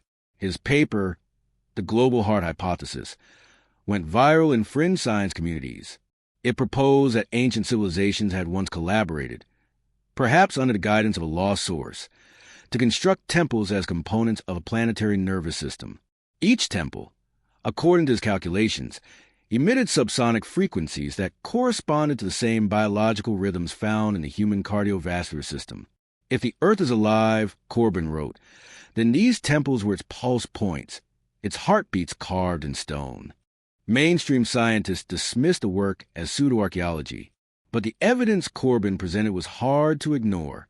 The correlation between temple placement and seismic nodes was undeniable. Even NASA's archived geospatial data showed that several temple sites were located exactly atop regions of unusual magnetic flux. When compared to Dr. Voss's recordings, the pulse frequencies matched within a 0.02% margin of error, too perfect to be coincidence. Within weeks, Corbin began receiving encrypted files from unidentified sources. These contained documents marked with the emblem of Project Sanguis, the same secret operation crews had led decades earlier. Most of the files were corrupted, but one fragment remained readable. It contained a chilling note. Activation requires resonance between vessels. Corbin interpreted this as confirmation of his hypothesis. If multiple temples were connected through resonance, then their combined frequencies could theoretically form a planetary scale circuit. Something ancient, self-sustaining, and possibly conscious. Driven by obsession, Corbin launched his own digital expedition. Using publicly available data and hacked geophysical records, he mapped 32 temples across 5 continents that exhibited the same harmonic frequencies. But one anomaly stood out. At random intervals, a low-frequency signal pulsed between them all, like an echo traveling through the Earth's crust. The signal was faint but rhythmic, 72 beats per minute, identical to the readings from the Blood Temple. The world, it seemed, still throbbed with that forgotten pulse. Corbin wasn't alone in noticing it. Across the globe, monitoring stations began reporting unexplained electromagnetic interference occurring in exact synchrony with his data. Power grids fluctuated, compasses trembled, and radio transmissions warped into ghostly echoes. Some of these disturbances coincided with seismic events in temple-rich regions, as though the Earth itself was trying to breathe. The final turning point came when Corbin decrypted an audio file embedded within one of the leaked documents. It was labeled simply Call Response. The recording began with a deep hum, then a sequence of tones, measured and deliberate. When analyzed through a spectrogram, the tones formed shapes eerily similar to the spiral carvings inside the blood temple. When translated to the same linguistic algorithm Amira had designed years before, the pattern resolved into a message. We remember. We are not silent. The implications were staggering. If the temples were indeed communicating through these frequencies, then humanity was listening to something ancient and intelligent. Perhaps the temples were awakening. Perhaps they had never truly slept. Corbin began streaming his data live on a private server, attracting thousands of viewers. Many reported strange phenomena while watching: vibrations in chest, mild dizziness, even auditory hallucinations resembling distant heartbeats. Days later, Corbin vanished. His apartment in Berlin was found empty, his servers destroyed. The only trace left was a final transmission uploaded moments before his disappearance, a 12-minute video showing a pulsating map of the Earth, each temple site glowing in sequence like a heartbeat. Then, as the rhythm intensified, the feed cut to black. The words appeared, "The circuit is complete." After Corbin's disappearance, governments across multiple countries began restricting access to satellite imagery of the identified temple coordinates. Unexplained data wipes occurred across academic servers. The few who attempted to recover the information reported system failures and strange auditory feedback, tones identical to those described in Corbin's recordings. A quiet panic spread among independent researchers. Some believed Corbin had triggered something global, a resonance that could no longer be stopped. Others thought it was deliberate suppression, an effort to hide the truth that the blood temple was not just a relic. It was a central node of a living system that spanned the Earth. Whichever the truth, one thing was undeniable. After centuries of silence, the pulse had returned.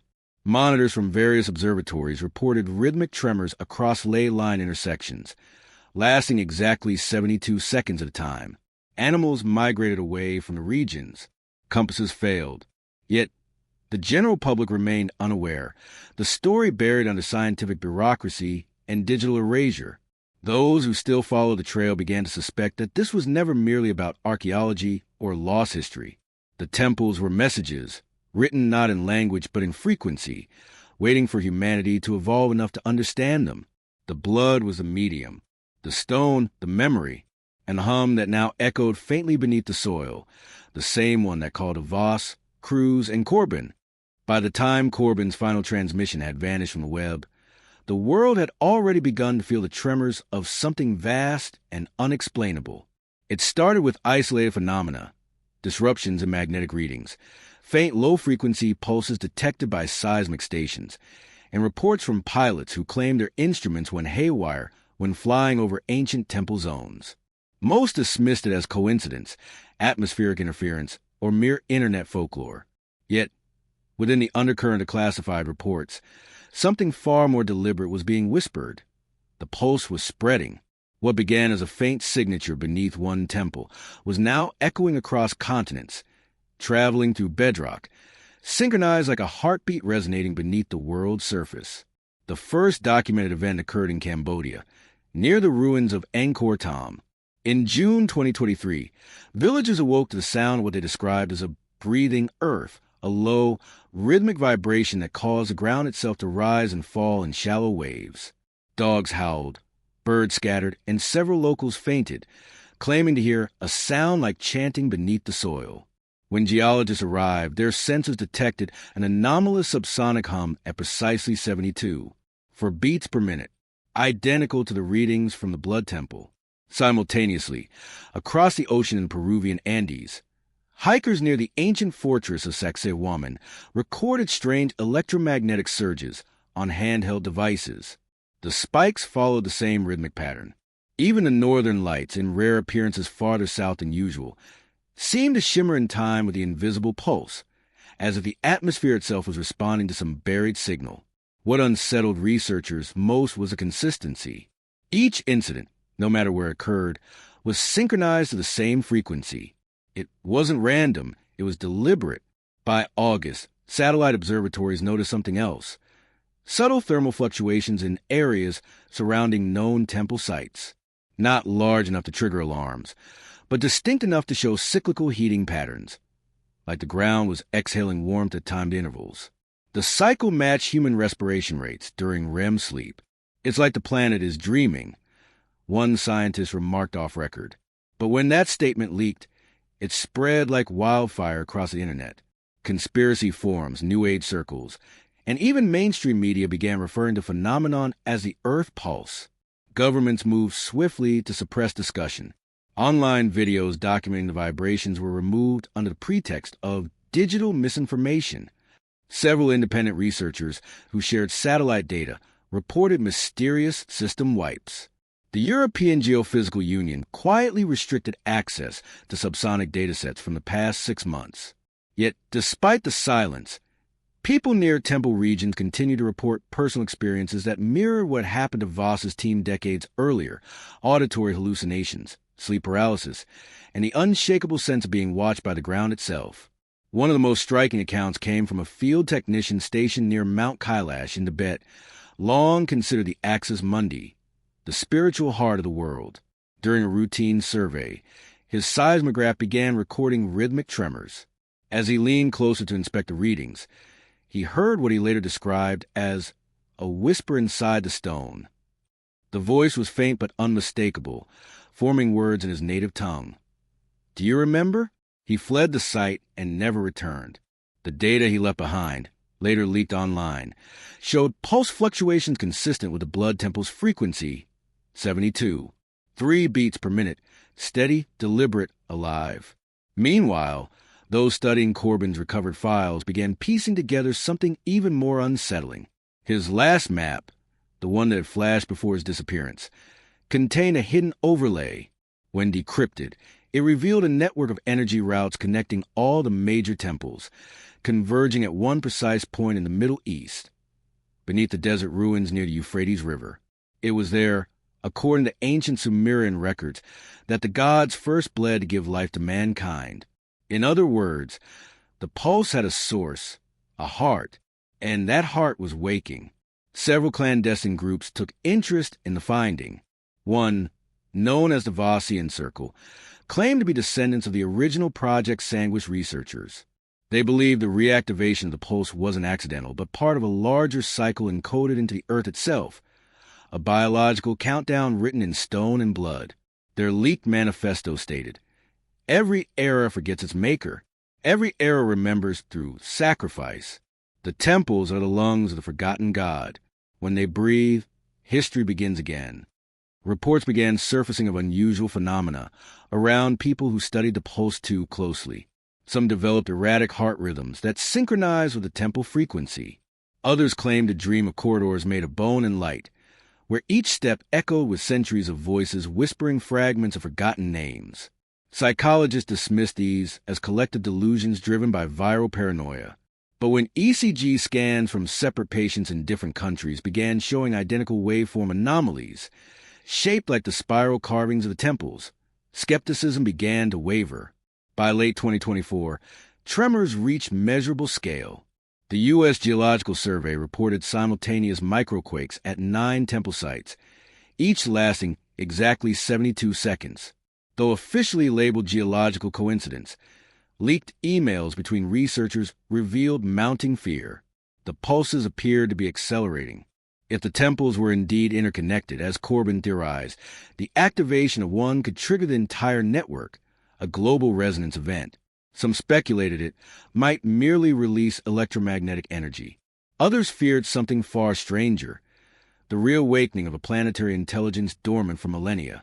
In December, one final anomaly shattered the thin boundary between myth and science. A monitoring station in Cairo, located near the buried ruins of Saqqara, recorded a burst of low-frequency energy that traveled across the Earth's crust in precisely 14 minutes and 32 seconds, matching the time sound would take to circumnavigate the globe through stone density. For the first time in history, humanity had proof that the pulse wasn't isolated. It was global. At that exact moment, across multiple continents, witnesses reported hearing a faint heartbeat underfoot. Phones vibrated, lights flickered, and in some places, the ground itself seemed to inhale.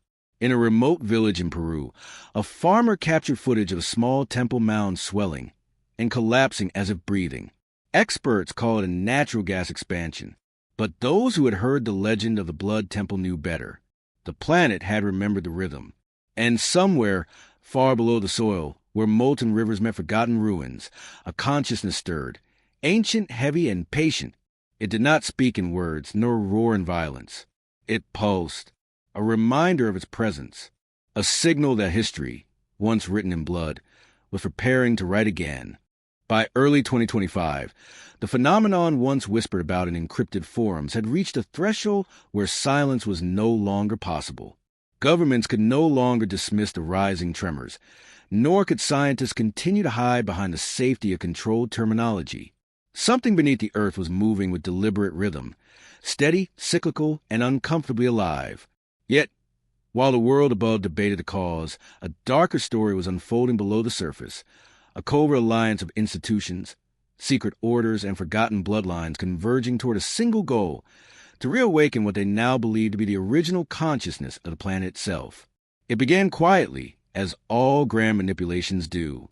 In January 2025, leaked diplomatic memos revealed that 3 world powers had convened in absolute secrecy under the guise of environmental crisis management.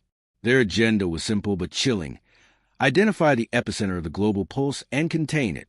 But containment, as later became evident, was never the true objective. According to sources within the scientific task force, the governments had already been studying the anomaly for years under a classified operation known as Initiative REM, Resonant Earth Mechanism. The project's goal was not to stop the pulse, but to decode it. The lead scientist on the initiative was Dr. Aisha Ramirez, a neurophysicist who once worked on bioresonance technology for medical applications. Her expertise in brainwave synchronization made her uniquely qualified to study the temple frequencies. When she first analyzed the global data, she noticed an impossible correlation. The pulse frequency wasn't random.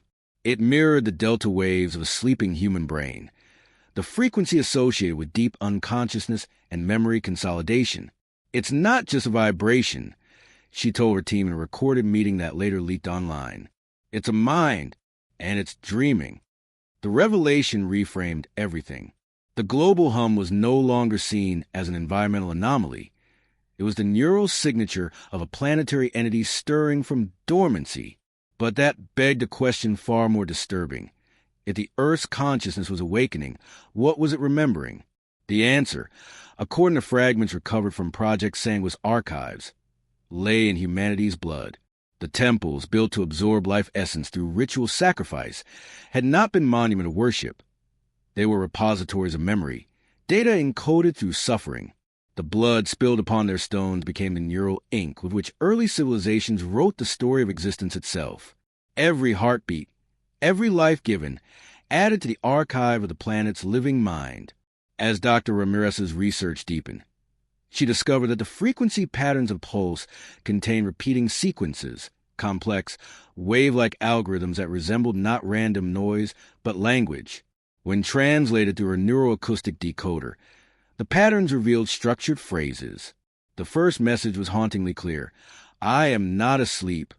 The second, the body remembers. When these findings leaked to the public through whistleblowers within the initiative, global panic erupted. Religious institutions called it heresy. Others called it prophecy fulfilled. In cities worldwide, strange gatherings began forming. Groups who believed the pulse was divine, the long-promised awakening of the living earth.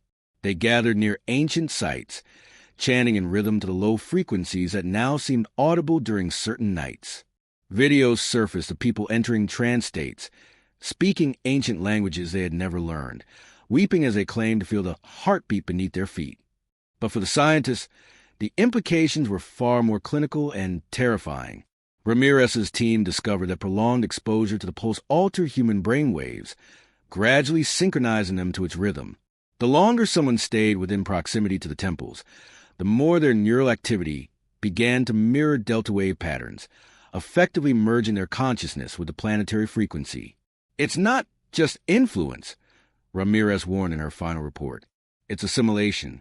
The Earth is pulling us into its dream. Not long after that, communication from her lab ceased entirely. The facility, located near the ruins of Göbekli Tepe, where the pulse had recently intensified, was found abandoned. Instruments still hummed with low-frequency vibrations, perfectly synchronized with Blood Temple's 72 BPM pattern. The only written record left behind was a single, cryptic line scrawled on the wall in charcoal. "She's remembering through us." Meanwhile, fragments of data from Ramirez's research began surfacing online. Independent analysts noticed a terrifying trend. The pulse frequency was increasing incrementally, moving from 72 BPM to 76, then 80. The rhythm of awakening was accelerating. Seismic charts showed energy waves traveling along ley lines, converging toward the Middle East, the same region Corbin had identified as a heart. If the trend continued, the convergence point would reach critical amplitude within months. Across the world, strange side effects began to manifest. People reported vivid, shared dreams of crimson temples beneath oceans, of colossal figures carved into mountains breathing through the wind. In hospitals, patients in comas began showing synchronized neural spikes matching the Earth's pulse frequency. Even electrical grids experienced subtle harmonic fluctuations that aligned perfectly with the subsonic cycles. It was as if the world itself was slipping into resonance, one heartbeat at a time.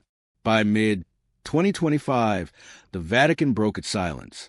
In an untelevised address leaked to the press, a cardinal spoke of a sacred mechanism of remembrance and warned that humanity had mistaken dominion for separation. "The pulse," he said, "is not the beginning of the end.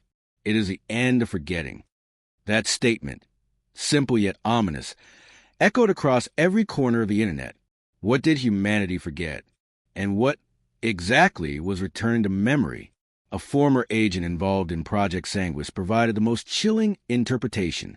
In an anonymous interview, he explained that the temples were never built to worship the gods. They were built by them, as vessels through which their consciousness could persist long after their bodies perished. Each sacrifice, each offering of blood, was a renewal of that bond. The pulse was not merely an awakening, it was a resurrection. The gods, long dormant within the architecture of the earth, were reanimating to the energy of modern humanity's collective resonance. "We are their neurons," he said, "and the planet is their brain." The idea spread like wildfire across social media, turning into a digital cult phenomenon known as the resonance movement. Its followers believed that merging with the planetary consciousness would bring salvation, a return to unity between humanity and the divine flesh of the earth. Governments labeled them extremists, yet their numbers grew exponentially. In regions near active pulse zones, entire villages abandoned modern life to live among the ruins, waiting for what they called a great remembering. And in the shadows, away from public view, Sensa continued to record the same unrelenting rhythm, rising, expanding, synchronizing. The pulse was now global, audible through the deepest mines, and visible in satellite oscillations of the crust. Even the oceans had begun to sway in subtle harmonics.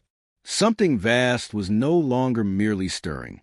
By the summer of 2025, the pulse had become impossible to conceal. What began as whispers among researchers and anomalies in remote temples now dominated every continent. The rhythm that once only scientists could measure was now perceptible to ordinary people. A low vibration felt to the soles of feet, a subtle trembling in glass windows, an almost inaudible hum that seemed to resonate with the human heartbeat. In some places it was faint, in others overwhelming. The line between myth and measurable phenomenon had dissolved, and for the first time in recorded history, humanity was aware of a living force beneath its world, something vast, ancient, and remembering. Satellite data, revealed an escalating pattern. The global frequency had risen from 80 BPM to 88 within weeks, mirroring the stages of an organism accelerating toward full consciousness. Earth's magnetic field began to fluctuate in harmony with the rhythm, creating auroras visible near the equator, ribbons of crimson and violet light that twisted like veins across the night sky. The media labeled them the blood lights. People watched in silence as the heavens seemed to pulse to the beat of an unseen heart. In villages near the ancient temples, locals claimed they could hear the stones breathing, as if air were moving through the earth's hidden lungs. Governments tried to maintain order. Official broadcasts insisted it was a geomagnetic anomaly caused by solar activity. But leaked footage from military seismographs told a different story. The vibrations were not random. They formed wave patterns resembling brain activity during moments of emotional response. The Earth was not reacting, it was feeling. In Istanbul, a group of independent researchers managed to decode a new layer of the frequency signal. Using neuroacoustic mapping, they discovered modulations embedded within the primary pulse. When converted to sound, it resembled a chorus of human voices layered in infinite harmony, each one whispering fragments of forgotten languages. When slowed down, the voices merged into a single phrase repeated endlessly. "We have always been here." Panic erupted. Stock markets collapsed as millions began to abandon cities for rural sanctuaries. Technology itself seemed to falter. Electronic devices malfunctioned, data centers overheated, and wireless networks flickered as if rejecting the resonance. "It's like the planet is pushing back," said one systems engineer before communications with his facility ceased. For the first time in centuries, humanity was reminded that it had never truly been in control, that all its progress, its machines, its monuments, existed only at the mercy of the ground it stood upon. Meanwhile, beneath the Arabian desert, seismic drones detected what scientists had long feared. The pulse's epicenter was expanding. A hollow chamber deep beneath the Euphrates basin began emitting measurable heat signatures, consistent with living metabolic processes. The chamber's shape, when mapped through sonar, was unmistakable. It resembled a colossal heart, complete with arterial channels leading outward in all directions, connecting to known temple sites across the world. The structure wasn't metaphorical anymore. It was biological. A multinational coalition dispatched an exploratory unit, Task Force Orpheus, to investigate. Their descent into the chamber was broadcast internally to scientific command before the feed abruptly ended. What survived of the transmission remains among the most debated pieces of evidence in human history. The video showed a vast cavern illuminated by the glow of bioluminescent veins running through the rock. The walls pulsed rhythmically, contracting and expanding as though the entire space was alive. At the chamber's center stood a monolithic structure, half stone, half organic tissue, beating in time with the global pulse. The team's instruments recorded levels of electromagnetic activity so high that standard readings became impossible. The last words heard from the lead researcher, Dr. Hassan, were chilling. "It's not just alive, it's listening." Then static. Moments later, a shockwave rippled outward from the site, registering as a 6, 3 magnitude quake across the Middle East. But there was no destruction, only silence afterward. All seismic sensors fell quiet, as if the earth had taken a long breath and held it. For 72 minutes, the world stood still. Clocks malfunctioned, magnetic compasses froze, and GPS systems lost signal. Birds stopped mid-flight. Ocean tides stalled. Then, at exactly the 73rd minute, the pulse returned. Slower now, deeper, more deliberate. Its rhythm was no longer human. It was something older, resonating through air, water, and stone alike. Across the globe, people described an overwhelming sensation of presence, as though an unseen consciousness had opened its eyes. In the aftermath, humanity found itself divided. Some experienced euphoria, an indescribable sense of unity with everything around them, a dissolving of the boundary between self and world. Others experienced sheer terror, reporting hallucinations of immense forms moving within the earth, of temples bleeding light, of faces forming in clouds of dust. Psychologists called it global resonance syndrome. But for those who lived near ancient sites, it was clear the temples were not monuments, they were organs. The Earth's divine anatomy was reawakening, and the blood of every being who had ever lived was its memory. A small group of survivors from Task Force Orpheus emerged weeks later, found wandering along the desert fringes in a dissociative state. When debriefed, their testimonies were fragmented but consistent. They spoke of seeing symbols written in the pulse itself, waves of sound forming shapes that matched the carvings from the blood temple. The message they repeated in trembling voices was simple, yet devastating. The heart remembers the wound. This statement baffled scholars until a linguist in the Vatican uncovered its meaning in ancient Akkadian texts. The phrase referred to a forgotten creation myth, one where the earth was once wounded by the blood of its creators, and every cycle of history was its attempt to remember the pain that birthed humanity. In that myth, when the earth fully recalled its wound, it would awaken not in vengeance, but in sorrow, reclaiming the fragments of itself scattered within mankind. Humanity, in other words, was never separate from the planet. It was its fragmented consciousness, walking on borrowed time. As the pulse continued to deepen, strange transformations began to appear in the natural world. Forests near temple zones glowed faintly at night, the sap within trees vibrating in synchrony with the global rhythm. Rivers changed course, flowing toward the nearest ancient sites as though drawn by gravity. Animals gathered in symmetrical formations, silent and unafraid. Even the skies seemed to dim with each heartbeat, as if light itself were bending toward the ground. Then, reports emerged of humans physically changing. Those most exposed to the pulse began developing heightened sensory perception, hearing frequencies beyond normal range, even experiencing shared visions of vast landscapes made of living stone. Some described hearing the voice of the earth directly in their minds, gentle, mournful, endless. "I am remembering you," it said. "Every drop, every breath, every name written in my blood." By autumn, the pulse reached its apex. The rhythm no longer. When the silence finally broke, it did not come with thunder or chaos. It began as a whisper, a soft resonance threading through the bones of mountains and the roots of trees. Across the planet, sensors began to detect a new frequency, not the erratic pulse of before, but a slow, deliberate rhythm, almost melodic, as if the earth were breathing differently now. It was lower than any sound humans could consciously hear, yet it reached into the nervous system, producing an unmistakable feeling, calm but not peace. Something had shifted, something ancient had awakened, and it was now watching. In the ruins of the Blood Temple, a new discovery emerged. Satellite thermal imaging revealed heat signatures outlining previously unseen chambers beneath the lowest sanctum. Archaeologists who ventured inside found walls covered with carvings that seemed to move when illuminated by light. They weren't traditional inscriptions. They were dynamic, responding to the presence of living observers. The patterns glowed faintly, as if recognizing consciousness itself.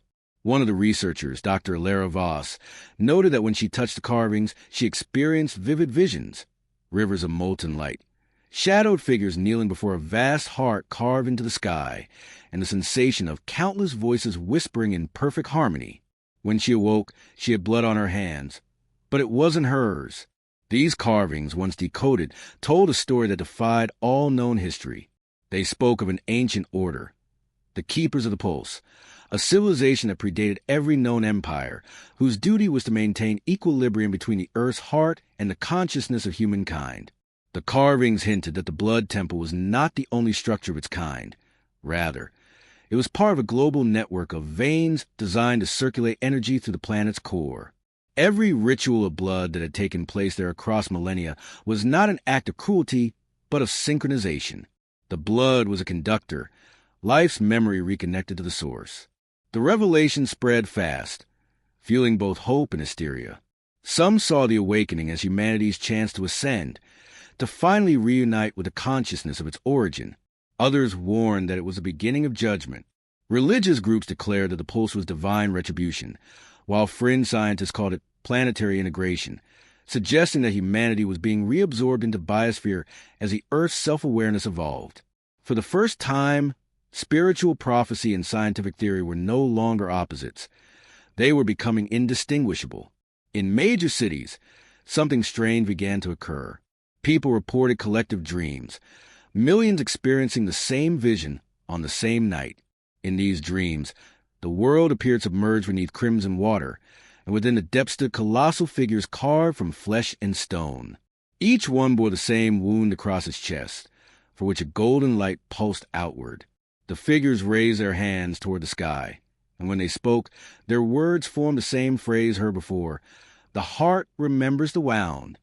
Psychologists dismissed it as mass hysteria, but neuroscientists found synchronized brainwave patterns across entire populations, identical down to the millisecond. Humanity was dreaming together. Amid this global unraveling, Dr. Voss and her team returned to the Blood Temple, now under tight military control. They descended into the newly uncovered chambers, their equipment designed to record biological and electromagnetic data simultaneously. The readings were unlike anything in scientific record. Each heartbeat of the Earth produced a burst of photons, measurable and visible, as if light itself was exhaled by the ground. As the team ventured deeper, the light condensed into patterns resembling neurons, interconnected, pulsating, forming what looked eerily like a planetary brain. At the core of the chamber, they found an altar shaped like a human spine, upon which rested an object that defied classification. It was a crystalline structure, pulsating with veins of red luminescence. When they approached, the rhythmic vibration aligned perfectly with their own heartbeats. Those wearing biometric sensors reported that their heart rates synchronized involuntarily to the frequency of the crystal. The object was not inert. It was resonant, aware. Suddenly, every light source flickered. The air became thick with static, and the temperature dropped. Then came the sound, a deep, harmonic chord that seemed to emanate from within the researchers' chests rather than their surroundings. The carvings on the walls blazed alive, revealing what appeared to be moving images. Scenes of primordial landscapes, oceans of blood, and titanic beings forging temples from living rock. The researchers realized that they weren't witnessing history. They were witnessing memory. The Earth itself was remembering through them.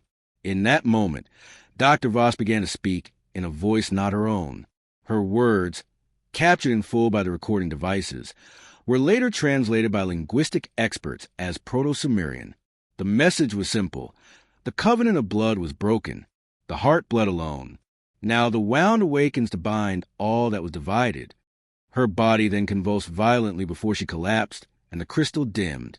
When she regained consciousness, she could not recall what had happened, but a faint, pulsating mark had appeared over her sternum, glowing under infrared light. Outside the temple, the world was unraveling faster than any government could contain. Oceans began to change color, taking on a faint reddish tint due to a mysterious bloom of microorganisms that thrived on electromagnetic resonance. Rain turned metallic, leaving crimson stains on stone. Yet amid the strangeness, new forms of life began to appear. Plants with bioluminescent veins, animals exhibiting synchronized movement as if guided by an unseen rhythm. Scientists called it bioresonant evolution. Religious leaders called it the second Genesis.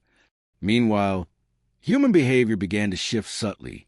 Those who had experienced shared dreams became eerily calm, detached from fear, as if they had accepted something the rest of the world could not. They gathered in silent groups around ancient sites, standing motionless for hours, their breathing aligned in perfect unison. Observers noted that when such groups reached critical mass, the surrounding electromagnetic field would stabilize, halting the geological disruptions. Humanity, unknowingly, had begun to function as the Earth's own circulatory system, its living blood harmonizing with its awakening pulse. By now, it was clear that the Blood Temple's awakening had initiated a process far larger than any one civilization could understand. The carvings from the final chamber, once fully translated, revealed a prophecy. When the pulse slows, the heart shall speak, and through its voice, the world will remember itself. This was not the end of history. It was the moment history remembered its beginning. The final broadcast from Dr. Voss's team, before all communication ceased, showed her standing before the crystal once more. She placed her hand upon it, and as the cameras trembled, her voice echoed through the chamber, steady and filled with awe. We were never its masters. We were always its echo. Then the feed cut to static. Outside, the pulse continued, slower now, more deliberate, like the measured breath of being settling into wakefulness. Around the world, temples glowed faintly beneath the soil, rivers changed. The disappearance of Dr. Alara Voss and her entire team marked a turning point. Their final transmission, cut short mid-sentence, became a symbol of both terror and wonder. The footage, recovered weeks later from a corrupted satellite archive, showed something few could explain. As the crystal pulsed brighter, the walls of the blood temple seemed to dissolve into light, revealing vast corridors of glowing arteries extending far beneath the earth. The last frame captured before total blackout showed Dr. Voss looking directly into the camera, her eyes reflecting not light but movement, as if galaxies were spinning inside them. When contact was finally lost, the world fell into uneasy silence. Nations declared states of emergency, religious sects declared salvation, and scientific institutions fractured under the weight of revelation. Across the planet, temples long forgotten began to awaken in synchrony. From the jungles of South America to the submerged ruins of Yonaguni, seismic activity revealed underground structures that perfectly matched the blood temple's geometry, spiraling chambers shaped like the human heart's ventricles, pulsing faintly as though alive. In the Amazon, an expedition led by anthropologist Gabriel Santos discovered a temple that predated even the Olmec civilization. The walls bore the same motifs, bloodlines, hearts, and rivers, and yet something new appeared here. Depictions of human figures merging with roots, their veins intertwining with vines. The message, Santos theorized, was clear. These ancient cultures had not merely worshipped the earth. They had participated in its biology. Every sacrifice, every ritual, every song carved into stone was an act of cellular memory. Humanity was not separate from the planet. It was part of its living anatomy. As this realization spread, strange phenomena began to affect those living near temple sites. People reported feeling emotions that weren't their own, waves of sorrow, gratitude, and longing emanating from the ground itself. Some claimed to hear voices in their sleep whispering fragments of unknown languages, later confirmed to resemble extinct dialects from ancient Sumer and Proto-Indo-European. A shared consciousness was forming, a network of emotion and memory woven through blood, stone, and time. Meanwhile, global scientific efforts tried to establish control over what they now call the resonant network. Massive energy shields were erected around active temples, attempting to suppress the electromagnetic frequencies. But every attempt to contain the phenomenon only amplified it, one after another. The barriers failed, triggering what appeared to be localized auroras. Entire skies turned red for hours at a time. In Cairo, the Great Pyramid glowed faintly, its limestone blocks humming in resonance with the frequency detected beneath Mesopotamia.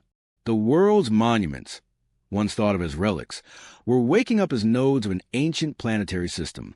At the United Nations, leaders gathered to address the crisis. The meeting was broadcast live, yet halfway through, every electronic system failed. Witnesses later described a chilling moment when the lights dimmed, and the marble floor beneath them began to vibrate rhythmically. A low hum filled the air, and all who were present reported the same hallucination, standing not in a chamber, but within a colossal heart of living stone. For several minutes, every world leader shared the same vision, a panoramic view of the planet from within, rivers glowing like arteries, mountains pulsing like muscles, and beneath it all, a radiant core beating in time with their own hearts. When the vision faded, there was silence. No one spoke of war again. As communication networks gradually failed, humanity began reverting to ancient means, firelight gatherings, oral traditions, and ritual. People sought understanding in myth and memory, rediscovering the rituals that their ancestors had once performed without knowing why. Across continents, synchronized ceremonies emerged spontaneously. Blood odes, chants, and rhythmic drumming, all aligned unconsciously with the pulse of the earth. It was as if the species was instinctively reactivating an ancient code buried deep in its biology. Then came the phenomenon known as the red rain. For 3 consecutive days, fine crimson precipitation fell over the Middle East and parts of South Asia. Microscopic analysis revealed that it contained organic compounds not found in any known terrestrial organism, complex chains resembling both human DNA and chlorophyll. The rain nourished soil, accelerating plant growth tenfold, but it also altered those who touched it. People exposed for prolonged periods began experiencing intense sensory expansion, their perception of time dilating, their emotions synchronizing with others nearby. They described it as hearing the planet think, but not everyone welcomed this change. A coalition of remaining military forces, fearing the total loss of autonomy, launched what they called Project Aegis, a desperate plan to use orbital EMPs to disrupt the global resonance field. On the day of the launch, witnesses across multiple continents reported seeing streaks of light tear across the sky. The detonations followed. For a moment, all sound vanished. All frequencies dropped to zero. The earth went silent. Then came the response. The silence shattered into a roar that no human ear could fully comprehend. Mountains shook. Oceans convulsed. The pulse returned, stronger than ever, but now carrying a new harmonic, a low, resonant tone that seemed almost vocal. Linguists and physicists working together realized, to their horror and awe, that the frequency was forming syllables. The earth was trying to speak. Using spectral analysis, they translated the pattern into a single word, remember. That single word changed everything. Panic collapsed into reverence. For the first time, humanity understood that the awakening was not an invasion, nor a punishment. It was an act of recollection. The earth was remembering what it was, and what it had lost. The blood temples were its synapses, its sacred scars. Every civilization that had risen and fallen had been one heartbeat in its long recovery. And now, after millennia of silence, the planet was ready to remember completely. Yet, in this global revelation, a darker truth emerged. Within the resonance field, researchers began detecting anomalies, frequencies that didn't match the Earth's natural rhythm. They pulsed irregularly, like arrhythmias in a cosmic heart. These distortions were traced back to areas of immense human suffering, battlefields, mass graves, places soaked in collective trauma. The Earth's awakening had stirred not only its consciousness, but its pain. Humanity's blood, spilled for centuries, had not disappeared. It had been absorbed, remembered. Every drop of blood shed in violence had written itself into the world's living archive, and now those memories were surfacing. Cities built upon ancient massacres began to crumble. Rivers once red with war began to boil. The past was no longer history, it was reaction. The earth was reliving everything humanity had done to it, and to itself. Yet amidst the chaos, there was one final pattern. A pulse, faint but clear, emerging from beneath the oldest temple of all, T. The years that followed Neema's disappearance were marked by silence. An uneasy, expectant silence that stretched across the entire planet. The red auroras had vanished. The glowing forest dimmed, and a heartbeat that once pulsed beneath the earth grew faint again, like a memory receding into fog. Many believed the cycle had ended. The sons of the pulse mourned her as the final bridge between humanity and the earth's consciousness. Yet in the deepest corners of the world, strange phenomena began to unfold. Rivers that had long run dry started to flow backward for moments at a time. Animals gathered in perfect circles before storms, and children were born with patterns of light beneath their skin, faintly pulsing, as though echoing the dormant rhythm. Whispers spread through the remaining temples. The mirror had not closed. It had transformed. Where Neema had vanished, a rift now shimmered faintly beneath the soil, not visible to the eye but felt in the bones. The few who dared to approach it claimed they could hear her voice in the wind, humming a melody that made the earth tremble softly in response. "She's not gone," an elder said. "She's become the pulse itself." But faith alone was not enough to sustain a world that had forgotten how to listen. Over generations, the story of Neema Sor became legend, then myth, and finally, heresy. The sons of the pulse fragmented into sections. Some preached that the resonance must never be awakened again. Others believed humanity's purpose was to merge completely with the earth, no matter the cost. Civilizations built around these beliefs began to rise once more, repeating the familiar patterns of pride, division, and control. The wounds of history reopened quietly beneath the surface. In one such city, Orleans, built upon the remains of an ancient crystalline plain, a scholar named Elian Rail uncovered fragments of Neema's writings etched onto shards of reflective stone. The inscription spoke not of salvation, but of memory. The heart is never healed by silence. It must remember to remain alive. Elian became obsessed. Late at night, he would record the hum that still lingered faintly beneath the ground, amplifying it through resonance chambers. He believed the earth was speaking again, softly, carefully, waiting for those who could hear. One night, as he increased the frequency beyond safety, the walls of his laboratory began to vibrate.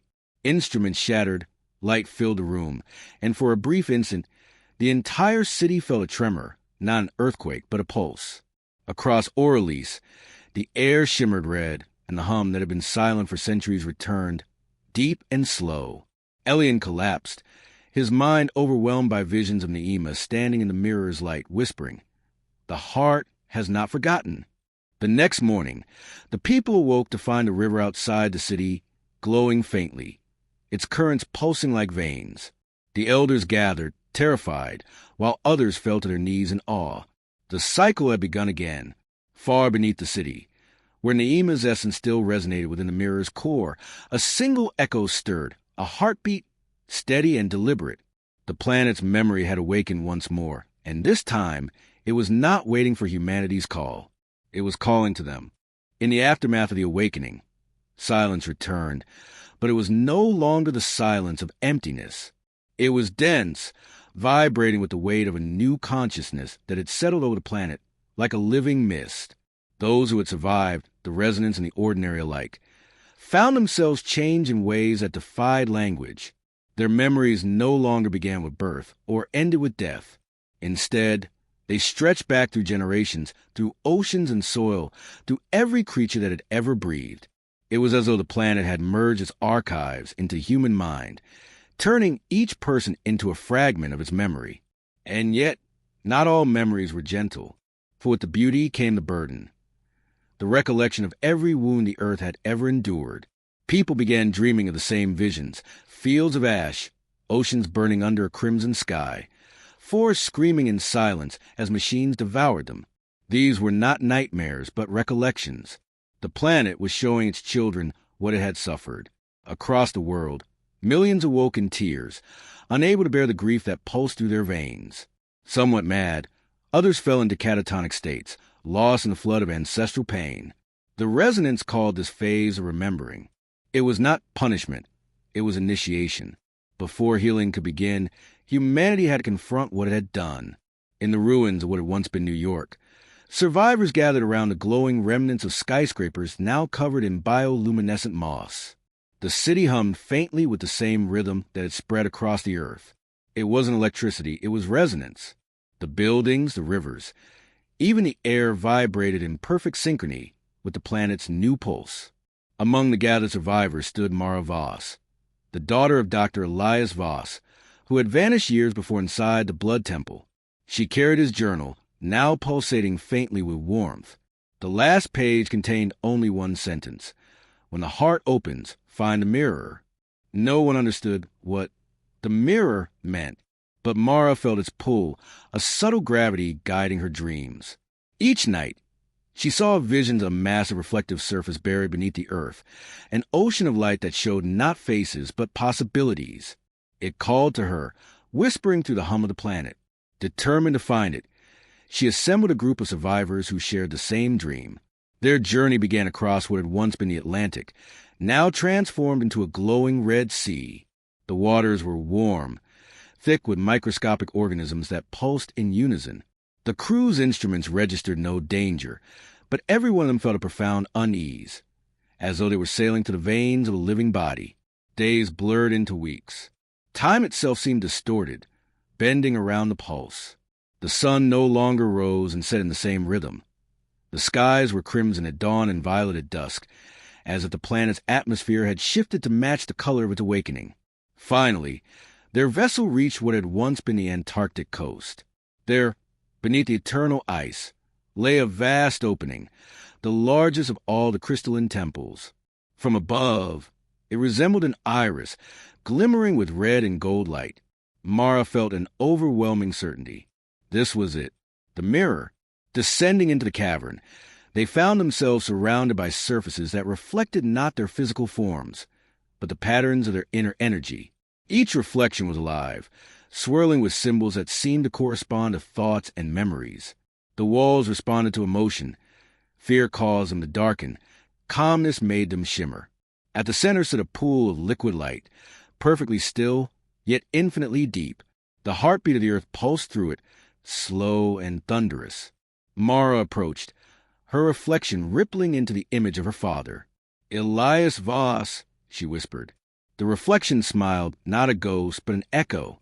His voice came through vibration, layered and resonant. "You found it," it said. "The mirror isn't a place, Mara. It's the consciousness of the earth itself. It shows not what is, but what might be. Every choice made here will shape what the world becomes." Mara fell to her knees as the truth struck her. The mirror was not merely a relic. It was a planet's neural core, a point of decision. Through it, humanity could either integrate fully with the Earth's mind or separate forever, becoming a forgotten scar in its memory. The mirror showed her two futures. One where humanity thrived in harmony, glowing cities powered by resonance and compassion, and another where silence reigned, and only the pulse remained, a planet healed, but alone. Her companions saw their own reflections too. Some screamed. Others reached out to touch the light, dissolving into it completely. Each act of surrender added to the glow of the mirror, as if it were feeding on understanding. Mara realized what her father had meant. The heart could only heal if the wound, the human ego, was released willingly, not destroyed but surrendered. The resonance around them intensified. Outside, the entire Antarctic ice sheet began to fracture, not from heat, but from vibration. Massive plates of ice rose and rearranged themselves like petals opening. The planet itself was restructuring, turning its polar heart inside out. The red glow expanded into the sky, spiraling upward until it connected with the aurora. The world watched as the two merged, a dance of blood and light that covered the heavens. In that moment, every human on earth heard the same voice inside their mind, not words, but pure emotion, forgiveness. The grief lifted, replaced by something vast and gentle. The pulse slowed, deepened, became serene. The earth's heart was no longer wounded. It was whole. Mara stepped into the mirror. The light enveloped her, merging her consciousness with the resonance. Through her, the planet spoke one last time, a whisper carried by the wind, by the waves, by the very rhythm of existence. "We are one. Remember me not as your world, but as your beginning." Then silence. When the light finally faded, the mirror had vanished. The ice had resealed, the resonance quieted, and the red hue of the sky softened into gold. Humanity stood reborn, not as rulers, not as survivors, but as extensions of something greater. They no longer looked to the stars for salvation. They looked inward, into the pulse that still echoed within their chests.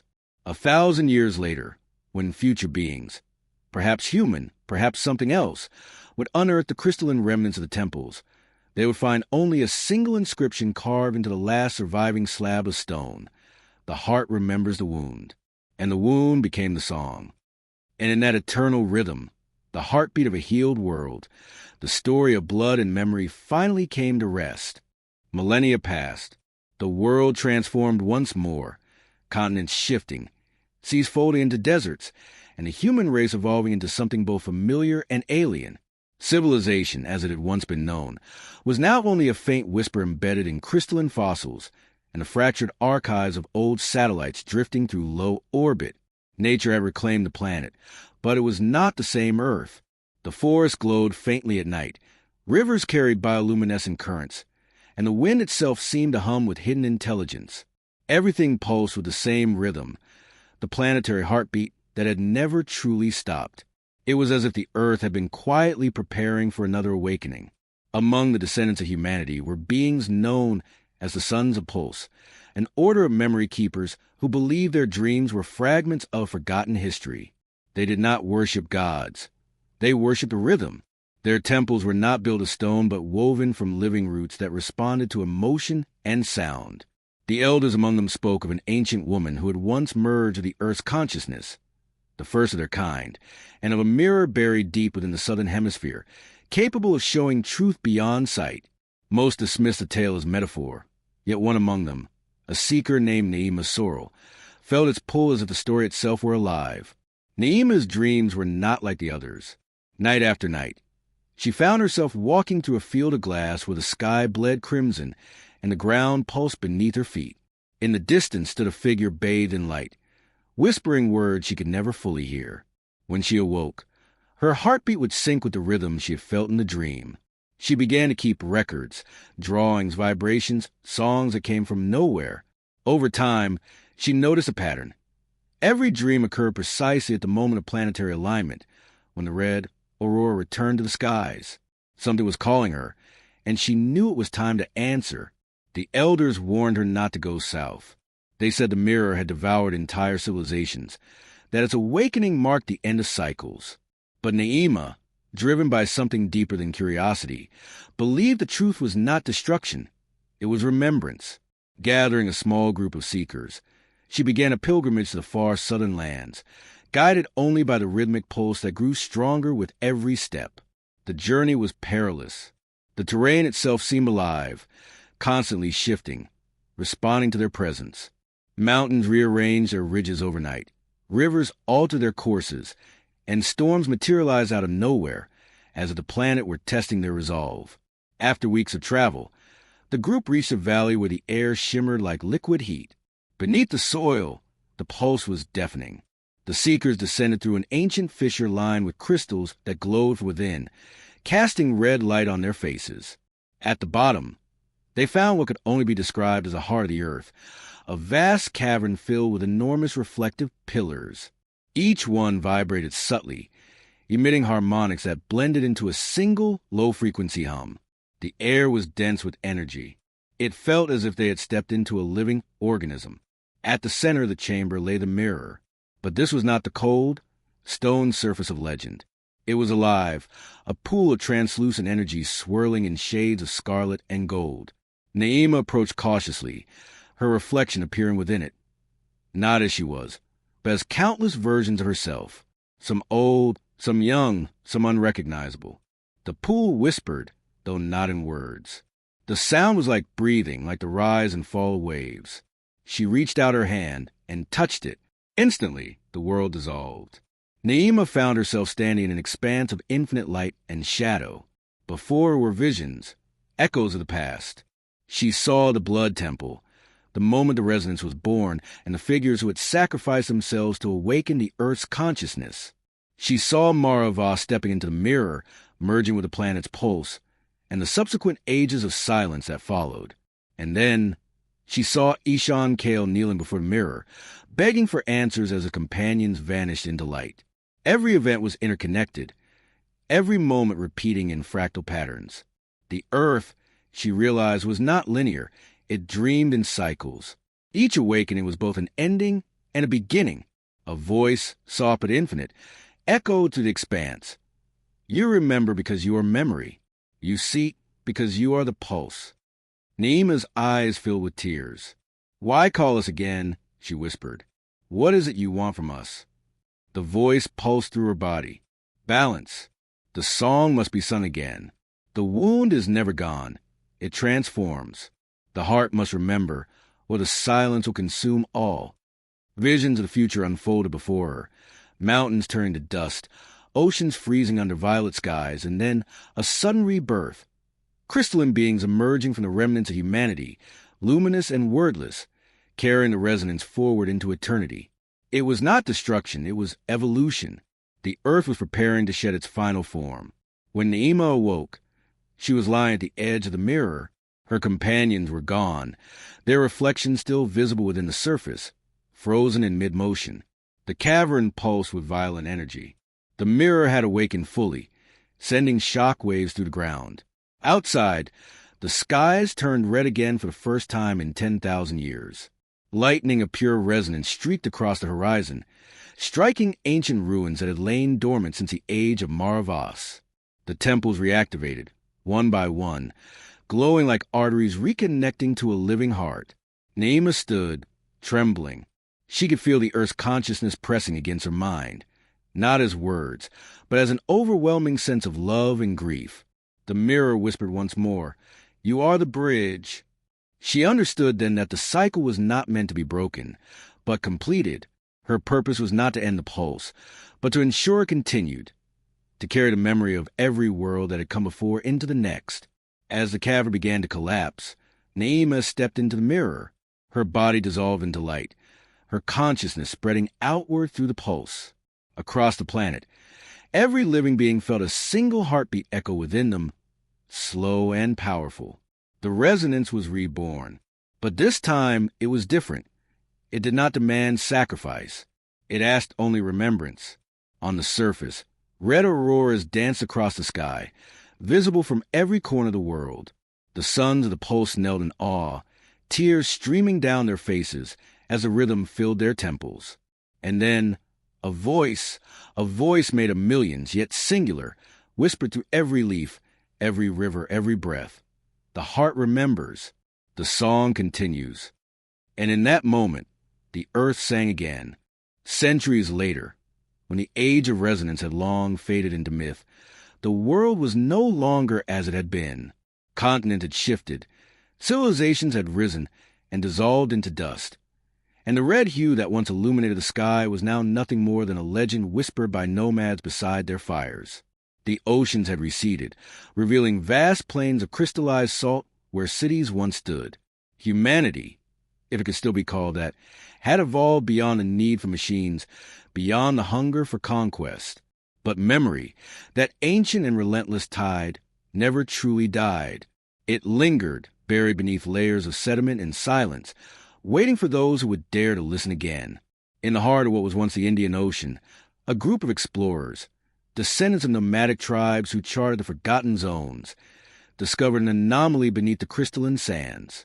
Their instruments, tuned to detect residual frequencies from the resonance age, began to pulse violently. Beneath them, deep within the Earth's crust, was something alive, not biologically, but rhythmically. It emitted a steady, low vibration, a heartbeat. The leader of the expedition, a scholar named Ishan Kale, had spent his entire life studying the Echo Epoch, the mysterious time when humanity allegedly became one with the planet. Most dismissed it as folklore, but for Kale, the myths were fragments of history. And now, the ground itself seemed to be confirming his obsession. As the team drilled through layers of crystallized soil, they uncovered an enormous surface of reflective stone. Its texture was neither metallic nor mineral. It pulsed faintly with internal light, responding to their proximity. The explorers stared in awe. It was a mirror impossibly smooth, unmarred by time. Ishan felt the air around him thicken, as though the atmosphere itself recognized their intrusion. The ancient pulse resonated in his bones, syncing with his heartbeat. He knelt beside the surface, brushing away dust that shimmered like powdered glass. The faint outline of a symbol emerged, a circle within a circle, identical to one found in forbidden records of the Blood Temple. When Ishan touched the symbol, a shock wave rippled through the chamber. The air vibrated with a deep, melodic hum.